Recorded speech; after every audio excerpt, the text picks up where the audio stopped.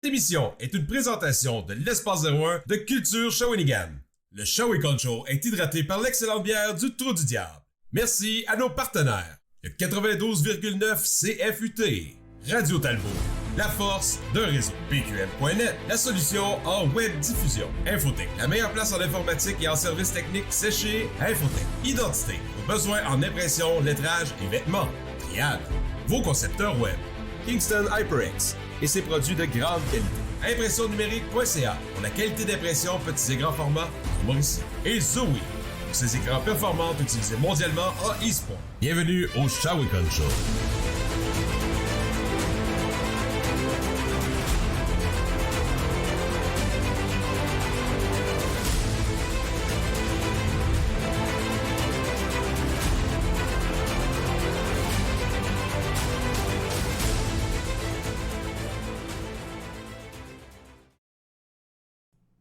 Hey, bonsoir tout le monde, j'espère que vous allez bien. Nino Mancuso aux commandes du Shawinigan Show.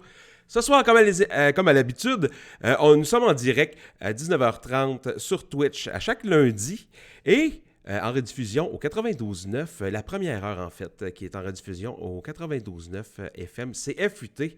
Comment vous allez, les amis? Vraiment content de vous retrouver ce soir après quelques péripéties qui me sont arrivées.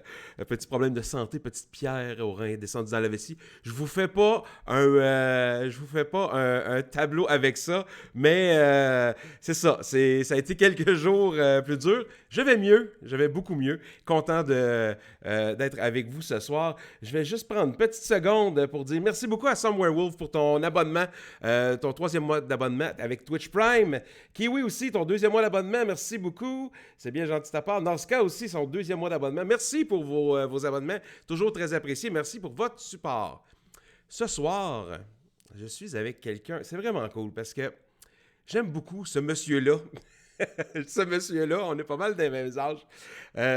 C'est un Italien né au Québec comme moi, qui parle beaucoup plus italien que moi. C'est un excellent chanteur et un excellent chanteur autant un peu plus métal, autant un peu plus italien traditionnel.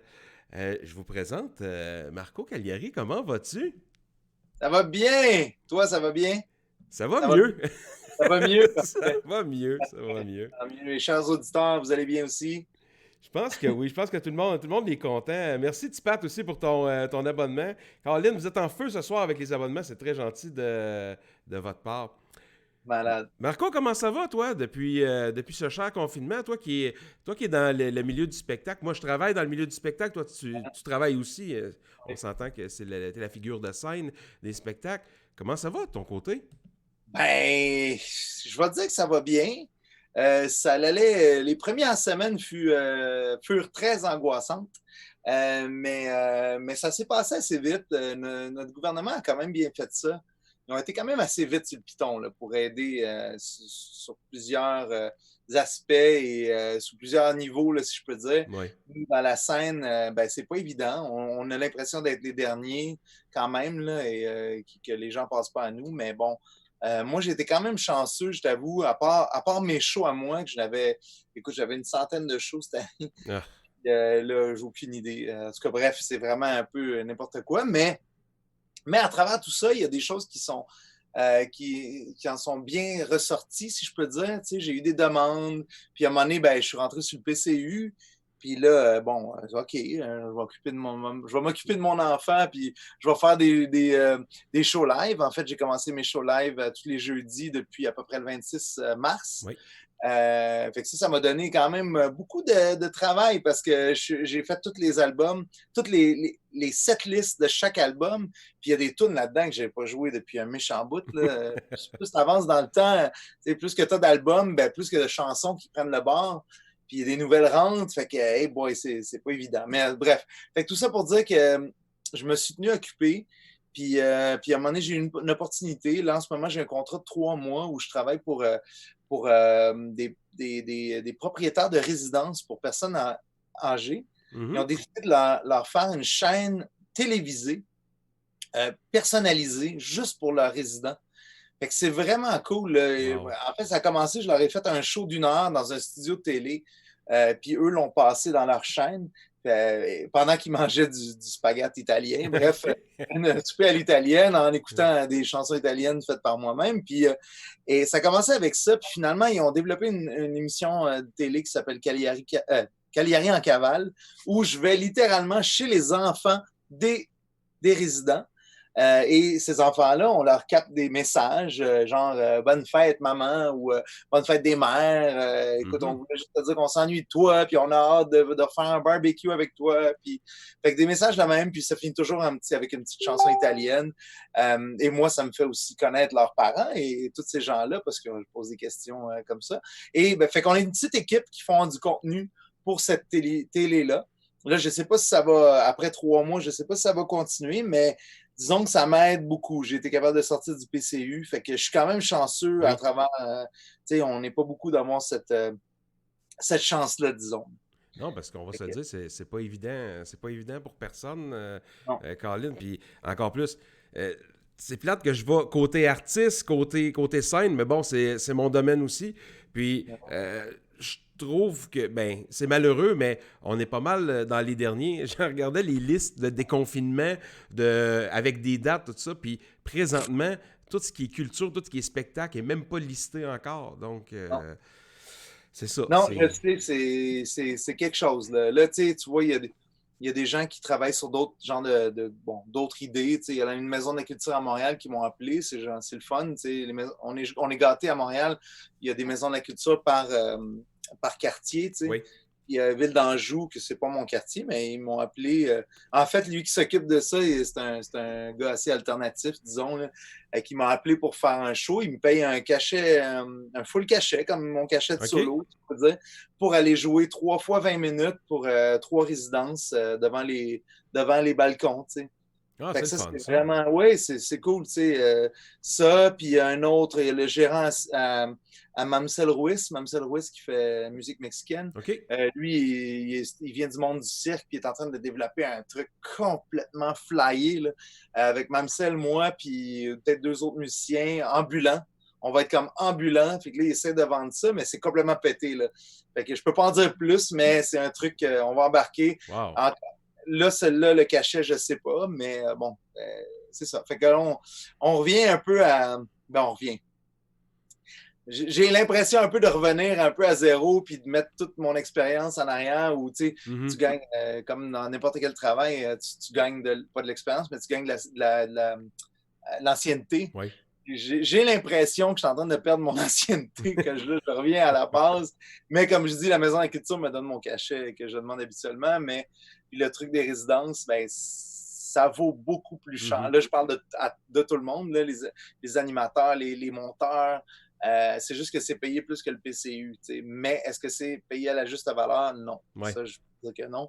Mais on est tous contents de faire partie de ce beau projet. Puis on a dit oui, puis on est contents. Il n'y a pas de trouble. Non, je comprends. C'est ça. C'est ça. Je comprends vraiment tout ça, Colin, mais parce que, bon, c'est compliqué. C'est compliqué. C'est très complexe. En Italie, tu sais qu'ils ont ouvert les églises avant les shows, mais les shows sont supposés recommencer le 15 juin. Et ça, je trouve ça quand même intense d'une certaine façon pour un pays qui l'a pas eu facile là, durant le COVID. Mais gars, on va voir. Je vois tous mes amis écrire que bon, on est supposé recommencer le 15, les boys. Puis bon, OK. Mais pas de chance. Mais on s'entend, eux autres, en Italie, ils ont de quoi comme un bon mois et demi d'avance sur nous autres aussi? Oui, exactement. Okay. Ils ont été confinés très tôt. Très tôt, en effet. Marco, toi qui es un musicien hors pair, ça c'est mon opinion parce que j'adore t'écouter. Comment tout a... J'aimerais savoir comment tout a commencé. Oh my God! Hein, on remonte loin? Ben, c'est parfait. Écoute, on a le temps? Oui. Parfait, on a le temps. Bon, comment ça a commencé? Ben, ça a commencé pas mal dans ce quartier ici, pas dans ce sous-sol ici, mais dans le quartier. Puis là, je vous parle de mon quartier Saint-Michel. Moi, j'appelle le chic. J'ai fait un drôle de lapsus. Le sick. Le chic Saint-Michel, j'appelle ça, parce que c'est un quartier bien coloré. C'est excellent. J'adore mon quartier et Mes parents sont nés. Ils ont une maison sur la 22e avenue. Bref, c'est là que je suis né. Puis moi, je suis un enfant de la loi 101. Fait que les enfants de la loi 101, ceux qui ne connaissent pas, c'est quoi un enfant de la loi 101? C'est un enfant qui est né de parents qui n'ont pas fait leurs écoles ici. C'est surtout ça. Et si tu n'as pas fait ton école ici, ben, tu ne peux pas envoyer ton enfant à l'école anglophone. C'est un peu ça, si je peux te dire. Puis là, on recule dans le temps parce que dans les années 70, la communication, c'était pas bien fort. Puis quand les immigrants arrivaient ici, ben, ils arrivaient en Amérique. Ils n'arrivaient pas au Québec francophone, puis que maintenant, on connaît toute l'histoire. Mais à l'époque, les immigrants arrivaient en Amérique. Tu sais. Et de là, ben, il y avait le choix d'envoyer leurs enfants à l'école en français ou en anglais. Puis eux se disaient, bon, en anglais, je sais pas, à l'époque, ça l'est encore un peu, une langue de l'avenir ou une langue internationale. Plus commune, donc, il y a eu avant la loi 101, c'est que tous les immigrants envoyaient leurs enfants dans les écoles anglophones. Et ça fait que les nouveaux immigrants étaient tous anglophones. Et donc, c'est pour ça que la loi 101 est venue trancher. Et là, à partir de là, ben, la loi faisait que si tu étais un immigrant qui n'avait pas fait l'école anglophone ici, ben, tu ne pouvais pas envoyer tes enfants à l'école anglophone. Fait que mon père nous a envoyés à l'école francophone, ma soeur et moi, mais par choix, pas par force. Mon père, c'était par choix parce que n'était pas toujours forcé non plus. Donc, moi, dans mes écoles, ben, on était bien mélangés. On était juste 2 Italiens. Il y avait des Libanais, il y avait des Vietnamiens, des Haïtiens, des Chiliens, des Chinois, qu'est-ce qu'il y avait, mon Dieu? Il y avait tout. Il y avait vraiment tout. C'était United Colors of Benetton, ratissé at large dans l'école. Puis ça a toute sa beauté, parce que quand tu es jeune, tu ne te poses pas de questions. Tu vis ce que tu as. Tu sais. Oui.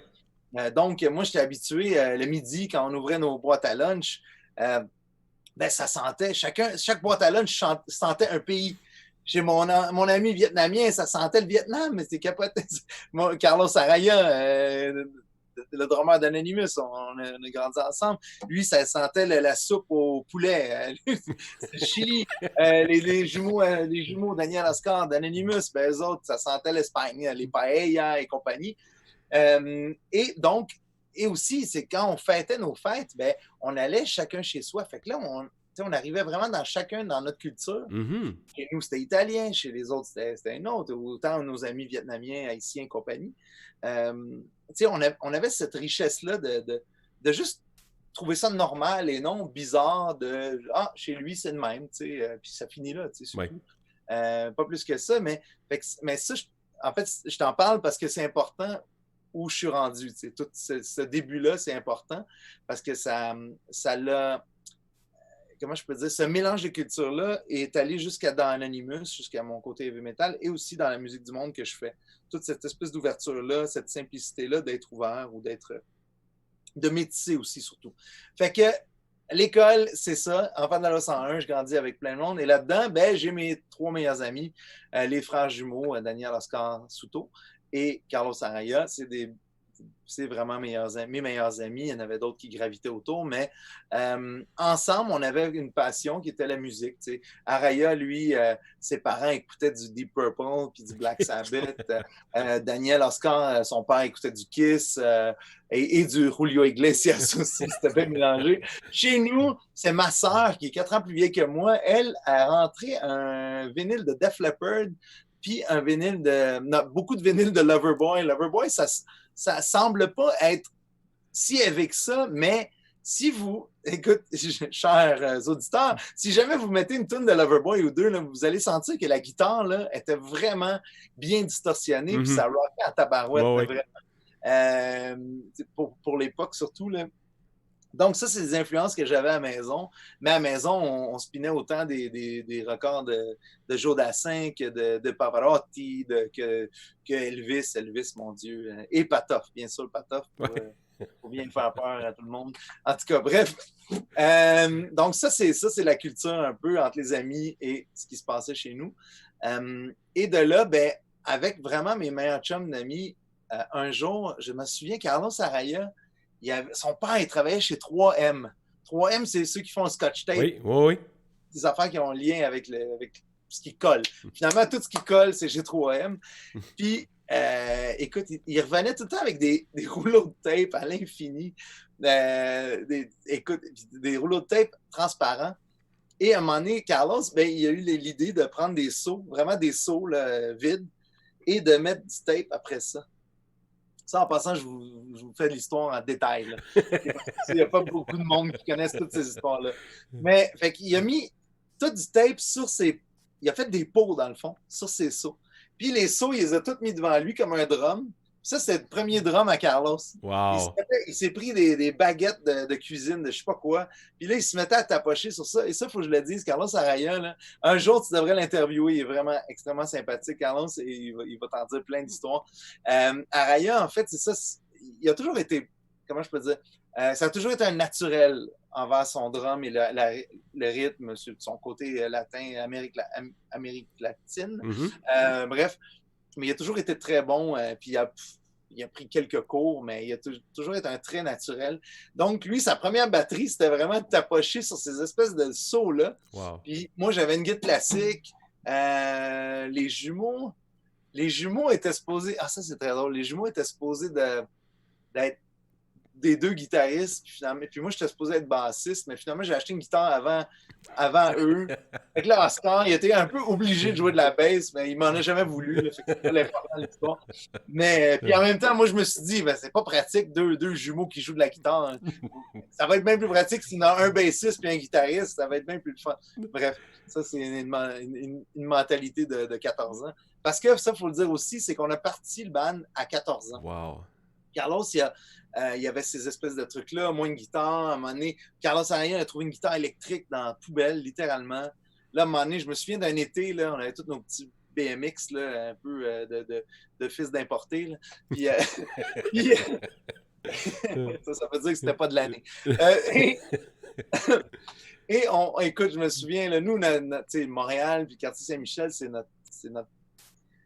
notre hood, c'est notre terrain de jeu. Fait que nous, autant on allait sur Mont-Royal, on allait dans le village olympique. Puis un été de temps, là, je me souviens, écoute, je te jure, on faisait tout Montréal pour trouver des canettes vides pour nous payer nos premiers amplis. Wow. OK? Ça, c'est vrai. Là. C'est pas une histoire. Nos premiers amplis, là, c'était des Aria. Je l'ai plus ici, puis ça, c'est rare parce que je garde tout. Je me souviens pas où est-ce que ça a fini, ça. C'était des Aria 100 watts ou 10 watts, en tout cas 100 watts sûrement. Écoute, je me souviens, on mettait tout à 10. Tous les pitons qu'il y avait sur l'ampli, on les mettait à 10 parce qu'Araya, il tapait bien trop fort. Puis à un moment donné, en tout cas, la vraie date de naissance d'Anonymous, c'est le... Mon Dieu, là j'ai un blanc. Le 29 janvier 1989. Ça, c'est la vraie date. Parce que, il me semble que c'est 29 janvier, là, je me trompe. Là, je sors le livre, là, parce qu'il y a un livre qui a été écrit l'année dernière sur mes 30 ans de carrière à taille. Là. Bon, là, je check ça, J'ai comme un blanc. En tout cas, tiens, gars. Ça, c'est une photo. Aïe, hein? Dans le local de Carlos sur Vio. Pas sur Vio, mais dans Saint-Léonard. Ça, on était très, très jeunes. 1989, ben, c'est ça, j'ai juste un blanc de la date, je ne sais pas pourquoi. Mais j'ai 29 janvier dans ma tête. Et de là, ben, c'est ça, c'est que le band n'a jamais arrêté. Ça a commencé à tapocher sur... Girl, you really got me now! On commençait sur des affaires de même et en mélangeant du Metallica, puis du Slayer, puis même du The Police, puis même du Beatles en heavy metal. Et de là, ben, on a fait des shows, on a commencé des shows, un premier vrai show dans notre école secondaire qui était Joseph-François Perrault dans le quartier Saint-Michel. Et de là, écoute, les shows, les démos, le premier vidéoclip, le premier album, écoute, c'est fou, là. On ne s'est jamais lâché. 5 albums. En fait, là, je parle de ma cuvée à moi. Mm-hmm. J'ai fait 17 ans, 5 albums, dont le dernier que j'ai fait avec eux, c'est l'Académie du Massacre avec Franck Serge, qui fut une collaboration extraordinaire, une tournée mémorable.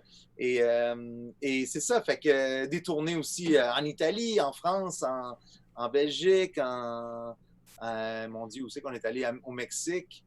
on a joué avec plein de groupes super le fun, comme des Anthrax, des Cannibal Corpse, des Blind Guardian,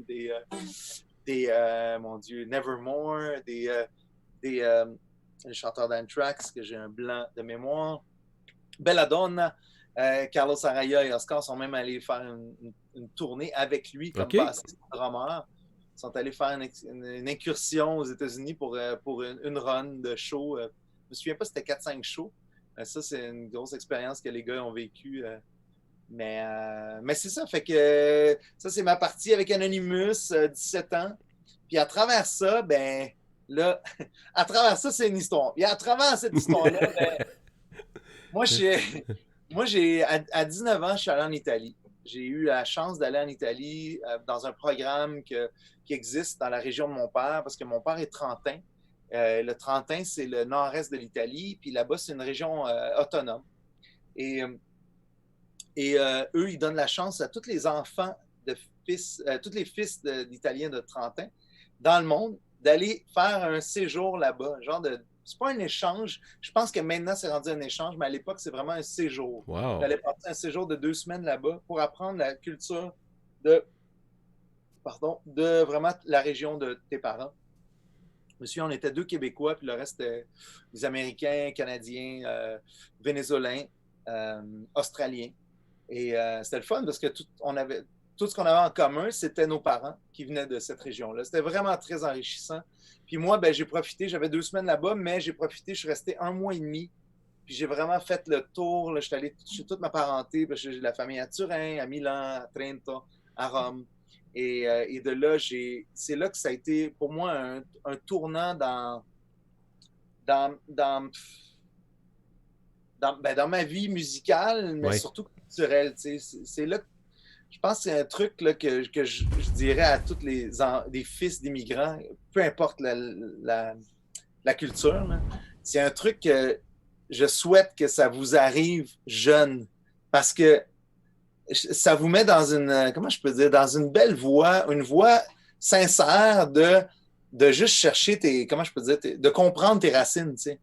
C'est tellement important, puis, regarde, moi, j'en ai fait une carrière, mais j'ai pas décidé ça du jour au lendemain. Mm-hmm. C'est arrivé parce que quand tu fais quelque chose pour les bonnes raisons, tu sais, pour des raisons pures, des raisons familiales, culturelles, ben, c'est le fun, tu sais, t'es pas, comment je peux dire, tu peux te sentir imposteur des fois dans la vie, mais ça, je veux dire, il n'y a rien de plus logique et normal naturel, et évident et naturel, exactement, vraiment naturel. Moi, je me souviens, je suis arrivé là puis j'étais tout seul. Le contexte d'être tout seul aussi, sans tes parents, c'est une autre affaire aussi. Quand tu es tout seul, tu as comme t'as la vraie spontanéité de OK, wow, j'ai comme le goût d'aller en savoir plus sur les Cagliari, puis sur les Pagliaru, la famille à maman. J'ai le goût d'en savoir plus. Fait que là, j'allais dans les petits villages, j'allais dans les églises, j'allais voir les livres. Puis écoute, c'était tellement le fun comme travail. Puis c'est venu spontanément et naturellement, tu sais. Fait que ça m'a beaucoup marqué. Et là, il y a un événement très marquant où je suis la veille de mes 20 ans, parce que j'ai passé ma fête de mes 20 ans là-bas. J'étais avec ma cousine. On est sur le bord de la mer à Igia Marina, qui est sur le bord de Rimini, donc la côte est. Fin août. Puis là, j'ai ma guitare. Moi, j'ai toujours ma guitare avec moi. Puis, mais à cette époque-là, je ne jouais pas de chansons italiennes. Je grattais. Ben, j'étais dans Anonymous, bien sûr. C'était la veille de sortir le premier album d'Anonymous. Okay. L'album d'Anonymous, le premier, Ni vu ni connu, est sorti en octobre 1994. Et là, on était au mois d'août 1994. J'ai ma guitare dans le dos avec moi en Italie. Et je trimballe du Beau Dommage, du Van Morrison, du Beatles, du Coloc.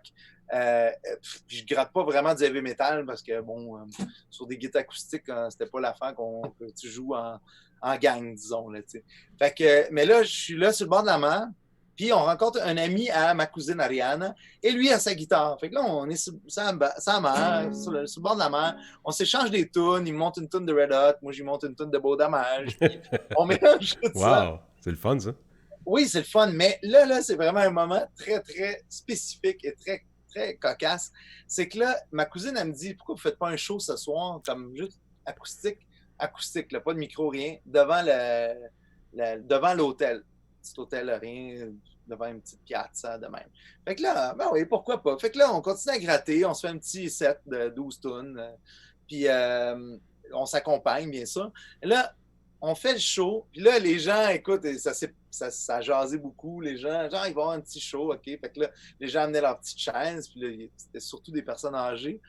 Puis là, on se met à jammer, on fait nos tunes, puis à un moment donné, dans le show, il y a un petit vieux qui se lève, puis qui dit « Oh, ma perché non suonate delle canzoni italiane? » Ça, là, ça veut dire « Oh, pourquoi vous ne faites pas des chansons italiennes? » Et là, moi, je regarde l'italien, parce que moi, je me considère pas un Italien, je suis pas né ici, je suis pas né en Italie.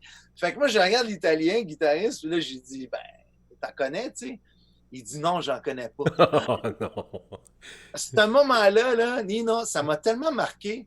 J'étais gêné, mais c'est lui qui aurait dû être gêné, mais moi, j'étais gêné pour toute la situation. Ça m'a vraiment, ça m'a fessé. J'ai fait comme, ben voyons donc, ça se peut pas. Et là, t'as l'Italien qui est né ici, qui est né là-bas en Italie, il connaît même pas une toune napolitaine, il connaît même pas Bella Ciao, il connaît rien. Là, je suis comme, mon Dieu. Fait que là, moi, à ce moment-là, là, c'est rentré là.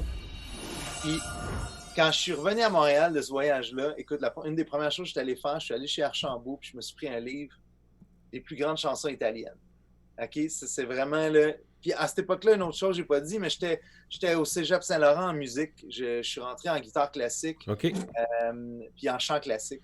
Fait que j'apprenais quand même des opérettes italiennes et de d'autres langues aussi, mais j'apprenais, mais je n'avais jamais joué. Puis en guitare classique, on apprend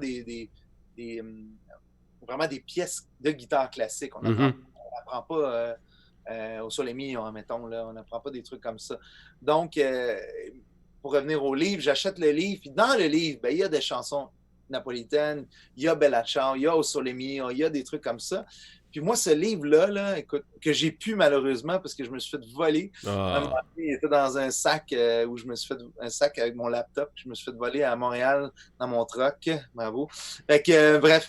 Mais ce livre-là, je le gardais chez mes parents dans la chambre. Ça, c'est une autre affaire. Quand on est italien, on reste chez nos parents assez longtemps. Je suis resté 35 années. Fait que je viens juste d'apprendre à laver mon linge.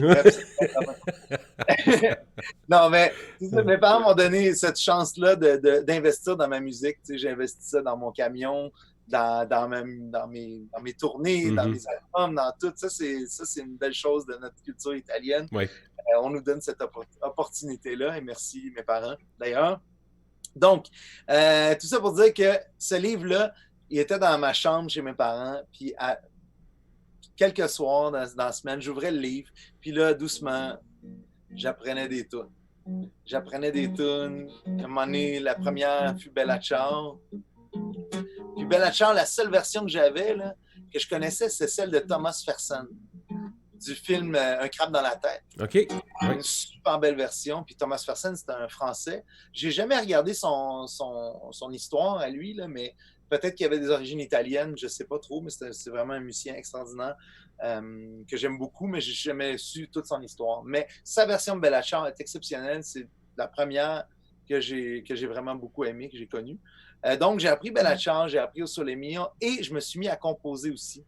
Et ma première tune, c'est que j'ai écrit, c'est Que la vita. Moi, à cette époque-là, je parle italien, mais j'ai appris l'italien avec mes parents. Puis mes parents sont arrivés ici en 61. Là. Ils n'ont pas un italien académique d'universitaire. Puis déjà, je suis chanceux parce que mes parents n'avaient pas un dialecte très fort. Donc, l'italien, je l'ai appris quand même assez propre, disons. Mais quand même, j'ai un dialecte. Moi, j'appelle ça mon dialecte italo-québécois. Que c'est sûr que je fais des fautes, surtout à cette époque-là. Moi, j'ai commencé à écrire un album sans savoir que ça allait être un album. J'écrivais des tunes, puis je ne demandais pas à personne hein, si ça se disait comme ça, puis telle phrase, j'ai-tu une erreur là? Puis à l'époque, bon, l'Internet, c'était pas super... bon, c'était pas bien vite, disons. Là, fait qu'on passait pas notre temps sur Google. Ouais, exact. Et tout ça.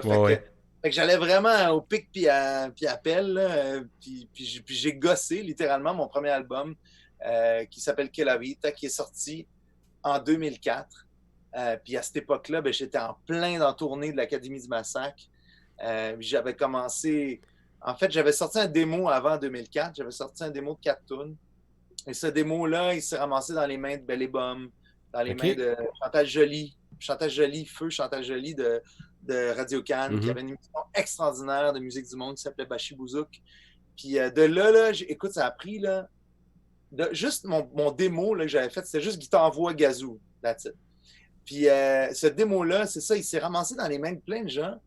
Puis ces gens-là m'ont donné une chance. J'avais l'impression d'inventer la musique italienne. Personne n'avait joué de la musique italienne avant. Mais je pense que justement, mes influences en musique du monde, qui n'étaient pas si larges que ça, mais quand même, vu que j'ai étudié en guitare classique, j'ai appris beaucoup de choses là-bas aussi.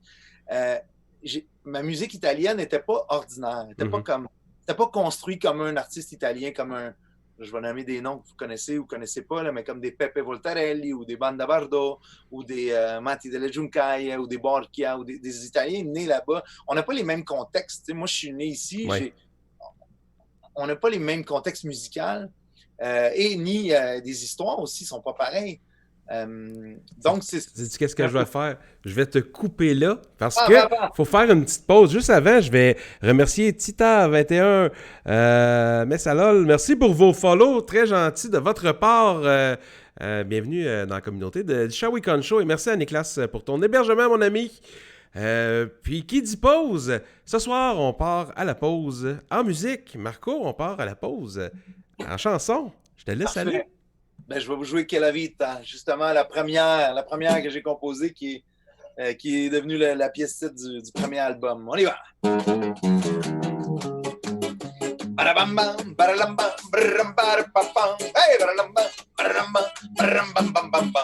Che la vita si scurrisce, che la vita se ne va, la voce se ne frega, ma mi corre e non se va.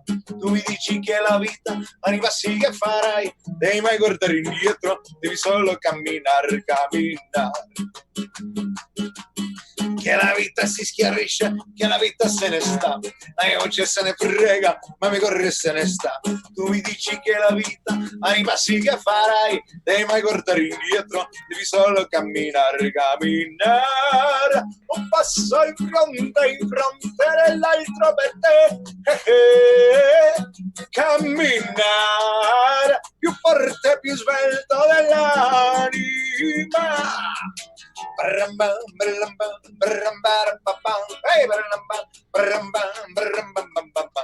Che la vita sembra dura, che la vita vuol fermare, la voce se ne frega, ma mi corre e può gridare. Tu mi dici che la vita ha i passi che farai, devi mai guardare indietro, devi solo camminare.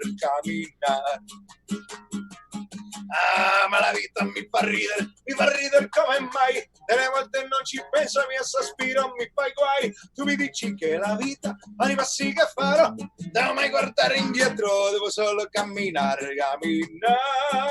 Un passo in fronte nell'altro per te, camminare più forte, più svelto dell'anima.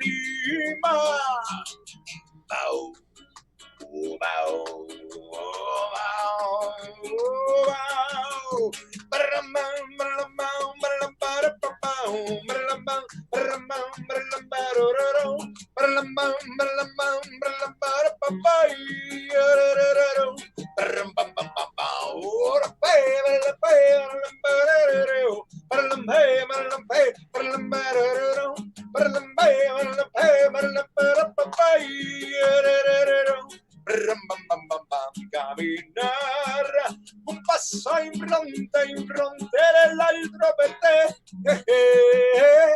camminare più forte, più svelta dell'anima.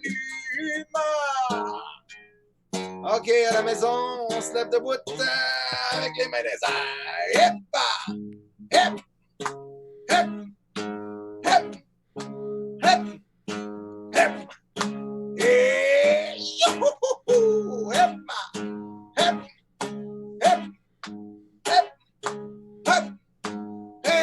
uno, due, tre, che la vita si scurrisce, che la vita se ne va. La mia voce se ne frega, ma mi corre non se va. Tu mi dici che la vita anima ora sì che farai, devi mai guardare indietro, devi solo camminare, camminare, un passo in fronte e l'altro per te, camminare, più forte, più svelto dell'anima, camminare, un passo in fronte e l'altro per te, camminare, più forte, più svelto dell'anima. Hey! Oh, wow! Merci beaucoup, Colin. Mais quel beau retour de pause. Bon retour au Shawicon Show. On est présentement avec Marco Cagliari. Hein? C'est tout en son. Moi, ben franchement, Marco, je vais être franc, là. Tu sais, j'ai quand même plusieurs de tes albums à la maison. Puis, je peux te dire que, bon, en auto, n'importe quelle journée, des journées que ça va moins bien, je l'écoute très, très, très, très souvent. Mais, Colin, que de la musique comme ça fait du bien. On fait des tâches, mettons, dans la maison, si on se met de la musique, je mets ta musique, ça nous donne le goût de se lever puis de danser, ça nous donne le goût. Si on fait du ménage, mais le ménage va être fait avec le sourire, avec les enfants. Vous, en tout cas. Ça passe plus vite. Good, tant mieux, je suis content d'entendre ça.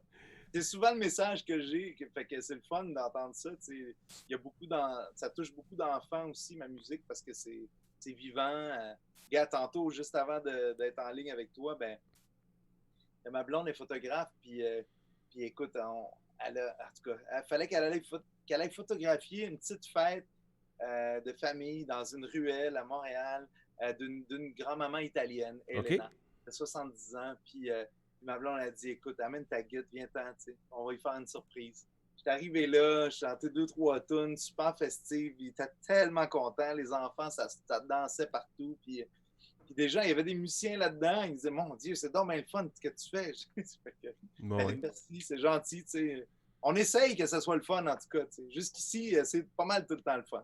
Mais c'est ça qui est cool, puis c'est ce qui fait ton charme, parce que on sait, tu as la réputation d'être une personne que quand on va voir un spectacle, on ressort de là avec le sourire, on ressort de là justement avec le goût de danser, parce que c'est très, très, très festif, c'est bien le fun. Good, ben merci. On a eu des beaux commentaires aussi, bravissimo. Combien de monde on a sur la ligne? Oui. Oui, les gens aiment bien ça. Moi, je trouve ça drôle parce que on a souvent, quand j'ai des invités spéciaux comme toi, j'ai beaucoup moins de personnes qui vont parler sur le chat. Les gens écoutent les gens. C'est parfait. Moi, j'adore ça. C'est correct. Je trouve ça vraiment le fun. D'ailleurs, j'ai vu que tu as le Trou du Diable qui sont derrière toi. Oui. un grand salut à Isaac, si tu écoutes. Et Evelyne, qu'on a eu bien du fun. Avant le confinement, on était en février à Québec. OK.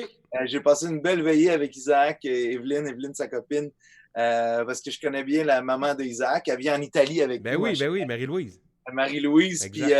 Puis je dois remercier Isaac et Evelyne parce qu'ils m'ont emmené dans la place et qui est devenu mon best ever dans toute la planète. C'est là que j'aime être le plus. Puis je suis allé juste une fois. C'est, comment ça s'appelle donc? Oh merde, je me souviens même pas le nom. C'est à Québec. C'est une place où il y a plein de jeux vidéo, des vieux jeux vidéo. Le Level Up? Ah, pas le Level Up, le McFly. Oh, le McFly. Ah, c'était quand? J'ai adoré. J'ai passé une veillée à jouer au baby-foot avec eux. C'était très, très, très sympathique. J'ai une question pour toi de Disturbrick, Marco. Il dit, je sais pas si vous en avez parlé, mais il vient d'arriver. Il dit, je suis curieux de savoir comment s'est déroulée la transition entre l'univers métal et le folk italien et qu'est-ce qui t'a poussé à quitter Anonymous. Mais regarde, c'est quand même... On est pas mal rendu là, en plus, dans l'histoire. Oui, c'est vrai, on est rendu là dans l'histoire. Si t'as pas suivi tantôt, on est rendu comme pas mal là. C'est que quand la musique italienne, en fait, c'est que j'en faisais... J'ai commencé à gratter à peu près à partir de 94, l'album d'Anonymous est sorti le premier. Puis pas longtemps après, là, on va dire 96, là, j'ai commencé vraiment à gratter des tunes italiennes et à écrire des tunes italiennes, mais sans que les gens le sachent. Puis c'est juste en 99, ma copine à l'époque, qui, elle, a comme j'ai fait écouter un peu en cachette, puis elle capotait. Elle dit, mais voyons donc, si personne ne sait que tu fais ça, ça n'a pas d'allure. Là. Je dis, puis elle, c'est une super graphiste. C'est une personne que j'aime beaucoup. J'aime beaucoup elle a beaucoup de talent au niveau du graphisme. Puis c'est elle qui a créé mon premier logo, le Marco Cagliari en long, et pas le dernier, mais lui en long.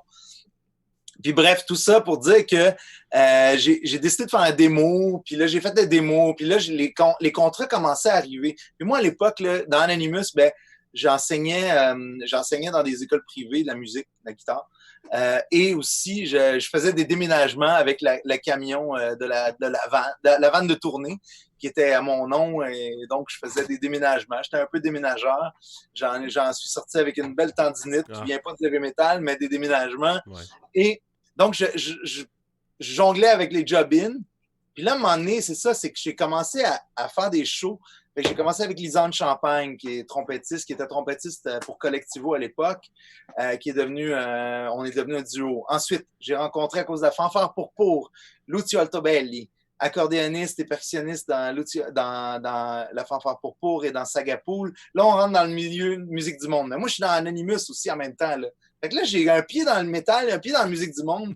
Là, je fais comme, my God, c'est dommage le fun, cette famille-là. C'est comme, la musique du monde, c'est comme une grosse famille qui a sans fin. Mais le heavy metal, c'est la même affaire. Mais là, j'avais juste comme ma famille, elle doublait, puis les contrats doublaient. Fait que là, je délaissais tranquillement mes job-in.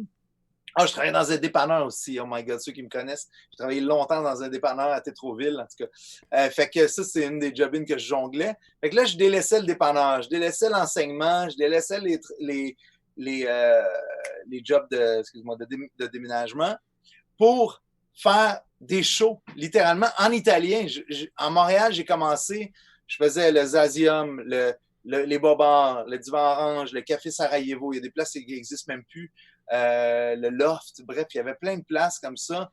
Et fait que là, j'ai tout troqué pour faire juste des shows. Puis là, à un moment donné, ben, je fais du heavy metal le week-end, à peu près. Puis là, je jongle avec des shows de moi-même, avec mon band. Puis Carlos Araya commence à jouer avec moi aussi. Fait que là, Araya et moi, on commence à jongler les deux. Là. On fait Anonymous, puis on fait moi. Fait que là, on passe d'un festival à l'autre. Là, écoute, pendant 3 ans, là, je vous dis, je me suis tapé à peu près 6 amygdalites par année. Aïe, aïe. Tellement, pas parce que c'était dur pour la voix, c'est que je dormais plus. Là, moi, écoute, je suis dans. J'ai début trentaine, j'ai-tu 30 ans? Oui, début trentaine. Puis moi, je suis en feu, puis comme tellement. Je tripe autant à Anonymous, puis je tripe autant à Musique du Monde, mais la Musique du Monde, il faut comprendre que là, c'était comme. C'était culturel, c'était, mon Dieu, ça l'englobait un côté historique aussi. J'avais l'impression d'être utile aussi. J'avais l'impression d'enseigner quelque chose. Et moi, de m'enseigner à moi-même aussi, parce que là, je rentre dans des chansons, dans des histoires, comme Belle Chance, dans des grosses histoires, là, et aussi de mes tunes à moi, que je crée des propres histoires, mais surtout, il y a beaucoup d'histoires qui viennent de ma famille aussi dans toutes ces tunes-là. Fait que, bref, moi, je tripe autant Anonymous parce que c'est mon bébé, c'est notre bébé. C'est vraiment une famille, Anonymous. On se connaît depuis tellement longtemps. Et là, je jongle la musique du monde. Puis là, à un moment donné, ben, je fais les deux. Puis à un moment donné, ben, arrive la journée où les garçons, mes meilleurs amis, qui sont encore mes meilleurs amis, me demandent de faire un choix. Parce que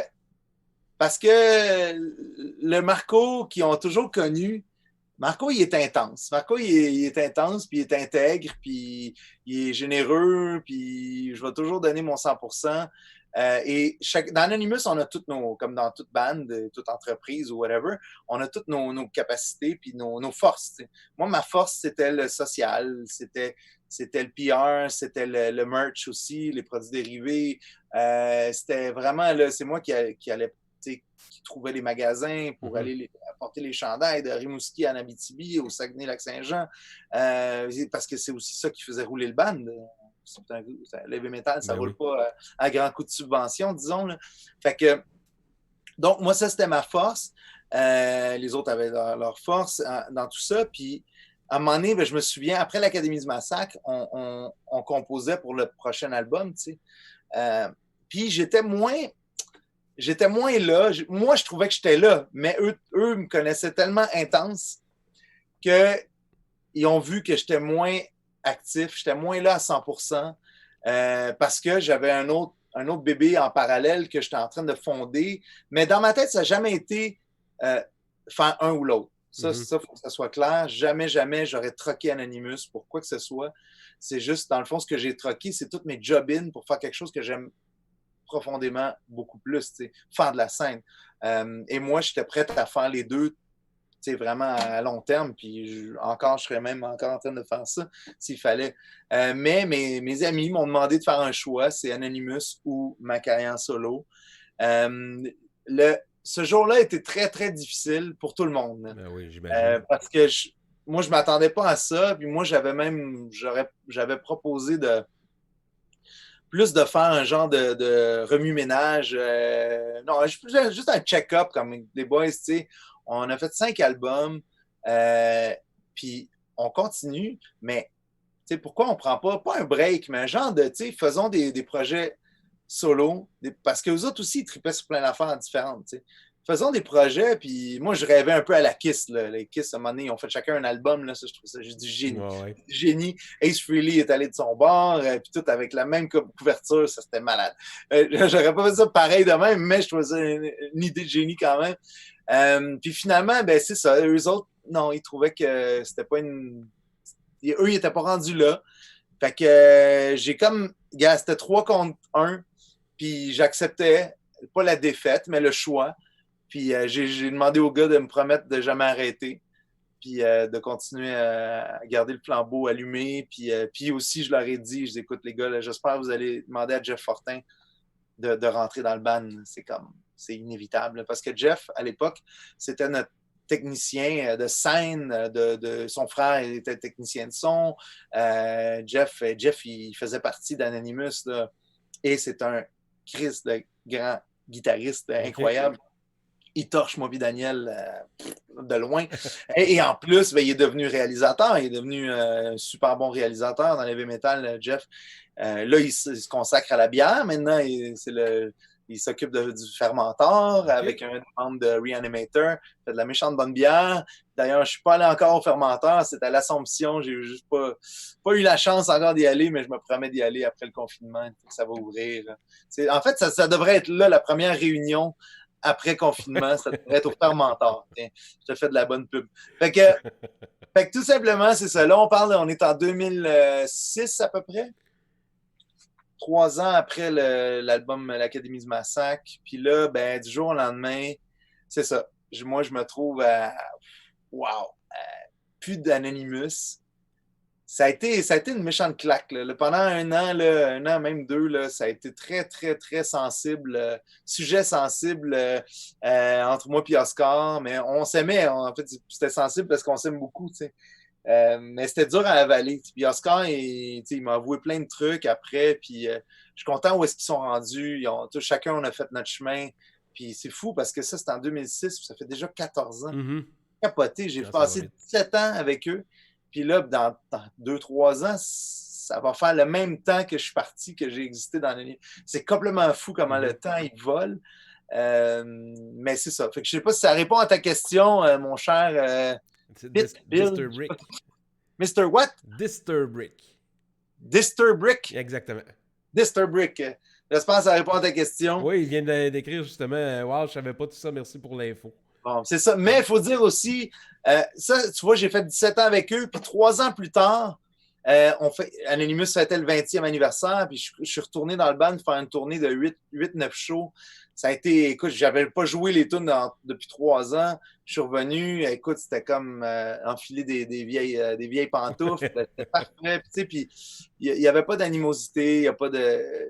C'était parfait. Puis ensuite, je suis retourné pour le 25e anniversaire. Et là, pour le 25e anniversaire, j'ai fait des shows avec eux. Et j'ai invité Anonymous une fois dans le 25e anniversaire au Francofolie, un show de malade. Là, la grosse scène, j'avais 40 voix en arrière, une chorale de 40 voix. J'avais Paul Piché, Louise Forestier, Stephen Faulkner, Michel Faubert, Anonymous et mon band. C'était capoté. Capoté. C'est fou. Et c'est de là qu'est venue la naissance de ce qui est devenu le Cagliari Bang Bang, mon dernier album, où là, j'ai vraiment amener Anonymous dans mon trip. Oui. Ils sont là pour appuyer sur quelques bouts, puis c'est vraiment le fun. On a repris une tune d'Anonymous aussi qui s'appelle Tierra. Si jamais ça t'intéresse, Disturbrick, eh bien, il y a de quoi de le fun à aller entendre là-dessus. Fait qu'on on se fait ces échanges-là. Et en décembre, je suis allé faire leur party de Noël. Comment ça s'appelait donc? Barf Anonymous sur scène. Merde. Il me semble qu'ils ont fait le Trou du Diable, en plus. Ah oui, il me semble que oui. Il me semble que oui. J'ai vu ça passer. Je me souviens pas le nom du show, mais j'ai fait juste Montréal. Je me suis allé. En fait, tu vois, celle-là, ils m'ont pas appelé. Moi, je les ai appelés. Je disais, hey, les gars, ça vous dérange-tu si je vais aller jouer une coupe de tune avec eux? Je dis, ben oui, viens-t'en. Fait que là, j'avais vraiment une. Là, je m'ennuyais. Là. Je m'ennuyais vraiment. Là. Pas que les autres fois, je m'ennuyais pas, mais là, j'avais vraiment un besoin là, d'aller rocker avec les gars, puis ça fait vraiment beaucoup de bien. Ce qui nous, oui, c'est la chanson Sébastien Benoît, c'est Anonymous avec mon oncle Serge, oui, qui l'a fait. Il y a quand même des bons, je peux quasiment dire des classiques parce que c'est des chansons qu'on a entendues et réentendues. Vous voulez une anecdote sur Sébastien Benoît? Ben oui. Ben oui. Sébastien Benoît, j'espère que t'écoutes, mon tabarouette. On n'a pas dit mon tabarnak. Mais bon, Sébastien Benoît. OK, on ne se connaît pas personnellement, déjà là. Et mon oncle Serge non plus ne connaît pas personnellement. La naissance de la chanson de Sébastien Benoît vient vraiment de mon oncle Serge, lui seul. C'est juste lui qui peut penser à des affaires de même. Et mon oncle, en fait, mon oncle, il fait beaucoup de vélo. C'est un vrai Montréalais à vélo. Puis à un moment donné, il nous amène une toune qui s'appelle Sébastien Benoît, puis là, ça demande, mon Dieu, t'as-tu déjà fait de quoi? Il dit non, c'est juste que j'étais tanné de le voir. Je suis en vélo, si je t'en allais dans un autobus, il a sa face en plein dans la pub, je vais dans le dépanneur, il est partout ses revues, à radio, il est là, à télé, il est là. Il était juste tanné de le voir. Mais le pire, c'est que, Marco, si on écoute la chanson comme il faut, il dit, tu sais, c'est des paroles, il dit c'est pas parce que je l'aime pas, il dit parce que je suis juste tanné de le voir. Il dit, oui. Mais attends, l'anecdote va vraiment loin, là. Vraiment très loin. Puis vous écoutez bien. Là, donc, il sort la toune, on sort l'album, puis je me souviens, à un moment donné, l'album est sorti, puis écoute, ben, ceux qui connaissent cette époque-là, il y a vraiment, c'est l'album qu'on a fait le plus populaire. Là. En fait, on ne savait pas que ça allait faire ça. Là. On a vendu comme au-dessus de 20 000 albums. Là. Puis même que maintenant, je ne sais même pas s'ils sont rendus à 30 000. Ça se peut même qu'ils soient rendus à 30 000. Mais à l'époque, le 20 000 albums, là, pour un album heavy metal, là, c'est énorme. Là, mais ça n'a pas d'allure. Là. C'est plus qu'énorme. Donc, tellement énorme qu'il y avait des médias qui n'étaient pas alternatifs qui ont commencé à parler de nous, tu sais, dont Éco-Vedette. Puis Éco-Vedette avait demandé à Sébastien Benoît, ça, je me souviens pas c'est quel journaliste, mais ils ont fait une chronique sur lui, sur l'album. Qu'est-ce que tu penses de ta toune sur l'album de l'Académie du Massacre? Lui, il a dit, ben, ah non, ça me fait quelque chose dans le sens que, tu sais, ça me fait un petit velours, tu sais, une chanson qui existe sur mon nom. Puis là, il dit, de toute façon, ils vont juste en vendre 50 copies. T'sais. OK, il dit ça. Ça, c'est correct, ça. Mais là, des années plus tard, là on parle de... Écoute, là, j'ai fait une tournée avec Yves Lambert. Yves Lambert, qui est La Bottine Souriante, oui. Un être merveilleux. On a fait plusieurs shows des fêtes ensemble. On a fait comme 6 ans, des genres de mini-tournées. Puis ça s'appelait Lambert et Cagliari. Puis à un moment donné, on était invité à l'émission à Radio-Canada Radio, à l'émission de Christiane Charette. Et Christiane, elle avait toujours des invités. Et là, on était invités, je suis avec Tommy Gauthier, le violonneux à Lambert. Avec moi, je ne me souviens pas si Fred était là, Fred Péloquin, l'accordéon. Mais bref, Lambert est là, moi je suis là, on est dans le studio. Puis là, Christiane Charette, ça c'est capoté, c'est épique ça. Il n'y a pas grand monde qui savent ça. Là. J'adore ça, lancer des affaires de même. Mais bref, tout ça pour dire qu'il y a Franco Nuovo qui est à la table. Il y a Martin Picard de... La cabane, chef à la cabane? Oui, chef à la cabane. Et qui d'autre? Il y avait un autre journaliste, je ne sais pas trop quoi. Et oui, il faut dire, le réalisateur est italien. L'ancien réalisateur, Guglielminetti. Essayez pas de dire ça, vous allez vous faire mal. Guglielminetti, je ne me souviens pas son prénom, mais chic type. Maintenant, il travaille plus en informatique. Bref, c'est un whiz, un crack de l'informatique. Et lui était réalisateur de cette émission-là.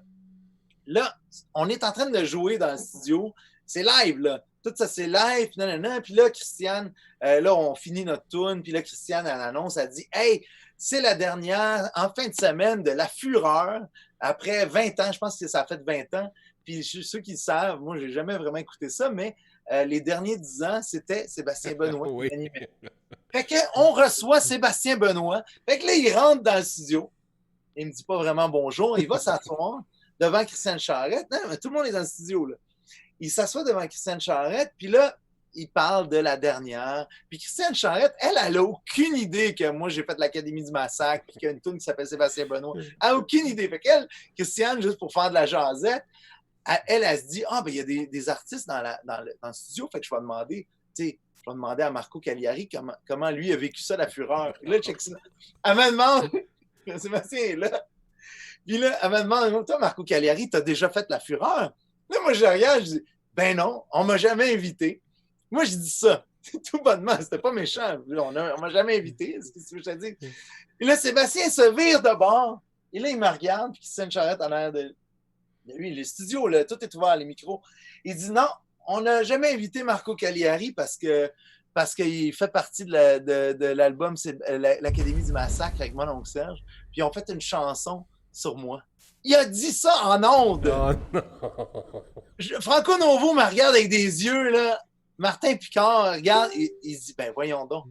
Il vient juste d'annoncer, de dire qu'il n'a jamais invité un artiste à cause de ça, là. Fait que là, chers mesdames et messieurs, là, c'est pas vrai que tu es invité parce que tu es invité parce que tu as des clics. Puis si l'animateur t'aime pas, là, inquiète-toi pas que tu passeras jamais à TV ou à whatever. Puis là, c'était vraiment flagrant. Là. Lui, là, il a décidé que Cagliari jouait dans un band puis qu'ils ont fait une tune qui était pas vraiment pas gentille envers lui. En tout cas, s'il y a quelqu'un qui devait nous trancher la tête, c'était bien Maman Dion. Elle, on s'excuse. Maman Dion n'avait pas passé. En tout cas, bref. Elle, ça a été vraiment trash. Sébastien Benoît, c'était juste qu'il ne l'aimait pas, c'est tout. Ouais, c'est ça. Fait que, il a avoué ça. Écoute, puis quand il est sorti de studio, on était encore live, parce qu'il faisait juste une petite incursion. Il est sorti de là, puis il a dit au réalisateur, l'Italien Guglielminetti, il lui a dit, parce que David, quand il est rentré dans le studio, il a dit, vous ne devinerez pas ce qu'il vient de me dire. À tout le monde, il a dit ça, le réalisateur. Il a dit qu'il attendait ce moment-là depuis tellement longtemps. Un enfant gâté, un bébé gâté, man. Retourne, esti, dans ton fucking banlieue de je sais pas quoi, esti, puis fils de je sais pas quoi, puis qui s'est mérité une place je sais pas où. En tout cas, bref, moi j'ai trouvé ça vraiment. Puis on aurait dû être bien plus trash que ça dans la chanson. Oui, ben finalement, oui. Je pense mais que ça, oui. Hey, merci Busic09 pour ton follow. Je garde ta question pour l'extension du Shawinigan Show parce que pour nous, l'émission est terminée pour le 92.9. Oh! Vous pouvez continuer de nous suivre. En fait, vous pouvez venir nous voir sur Twitch les lundis à 19h30. On dépasse un peu, on défonce un peu l'heure permise par la loi, si on peut dire ça comme ça. Donc, sinon, merci beaucoup d'avoir été là. Puis, merci beaucoup, Marco, de ton temps. Super gentil. Ça fait plaisir. Merci à la radio. Hein. Merci, chers animateurs. Merci, Sébastien Benoît. Puis... Donc, merci. On se revoit. Je dis à chaque semaine, on se revoit à cause de la caméra en studio. On se reparle mardi prochain, 18h au 92.9. Merci beaucoup. Bonne fin de soirée. Bon, nous revoilà. Ouais. C'est pas long, hein? C'est pas long. Mais j'ai tout le temps trouvé qu'il est un peu...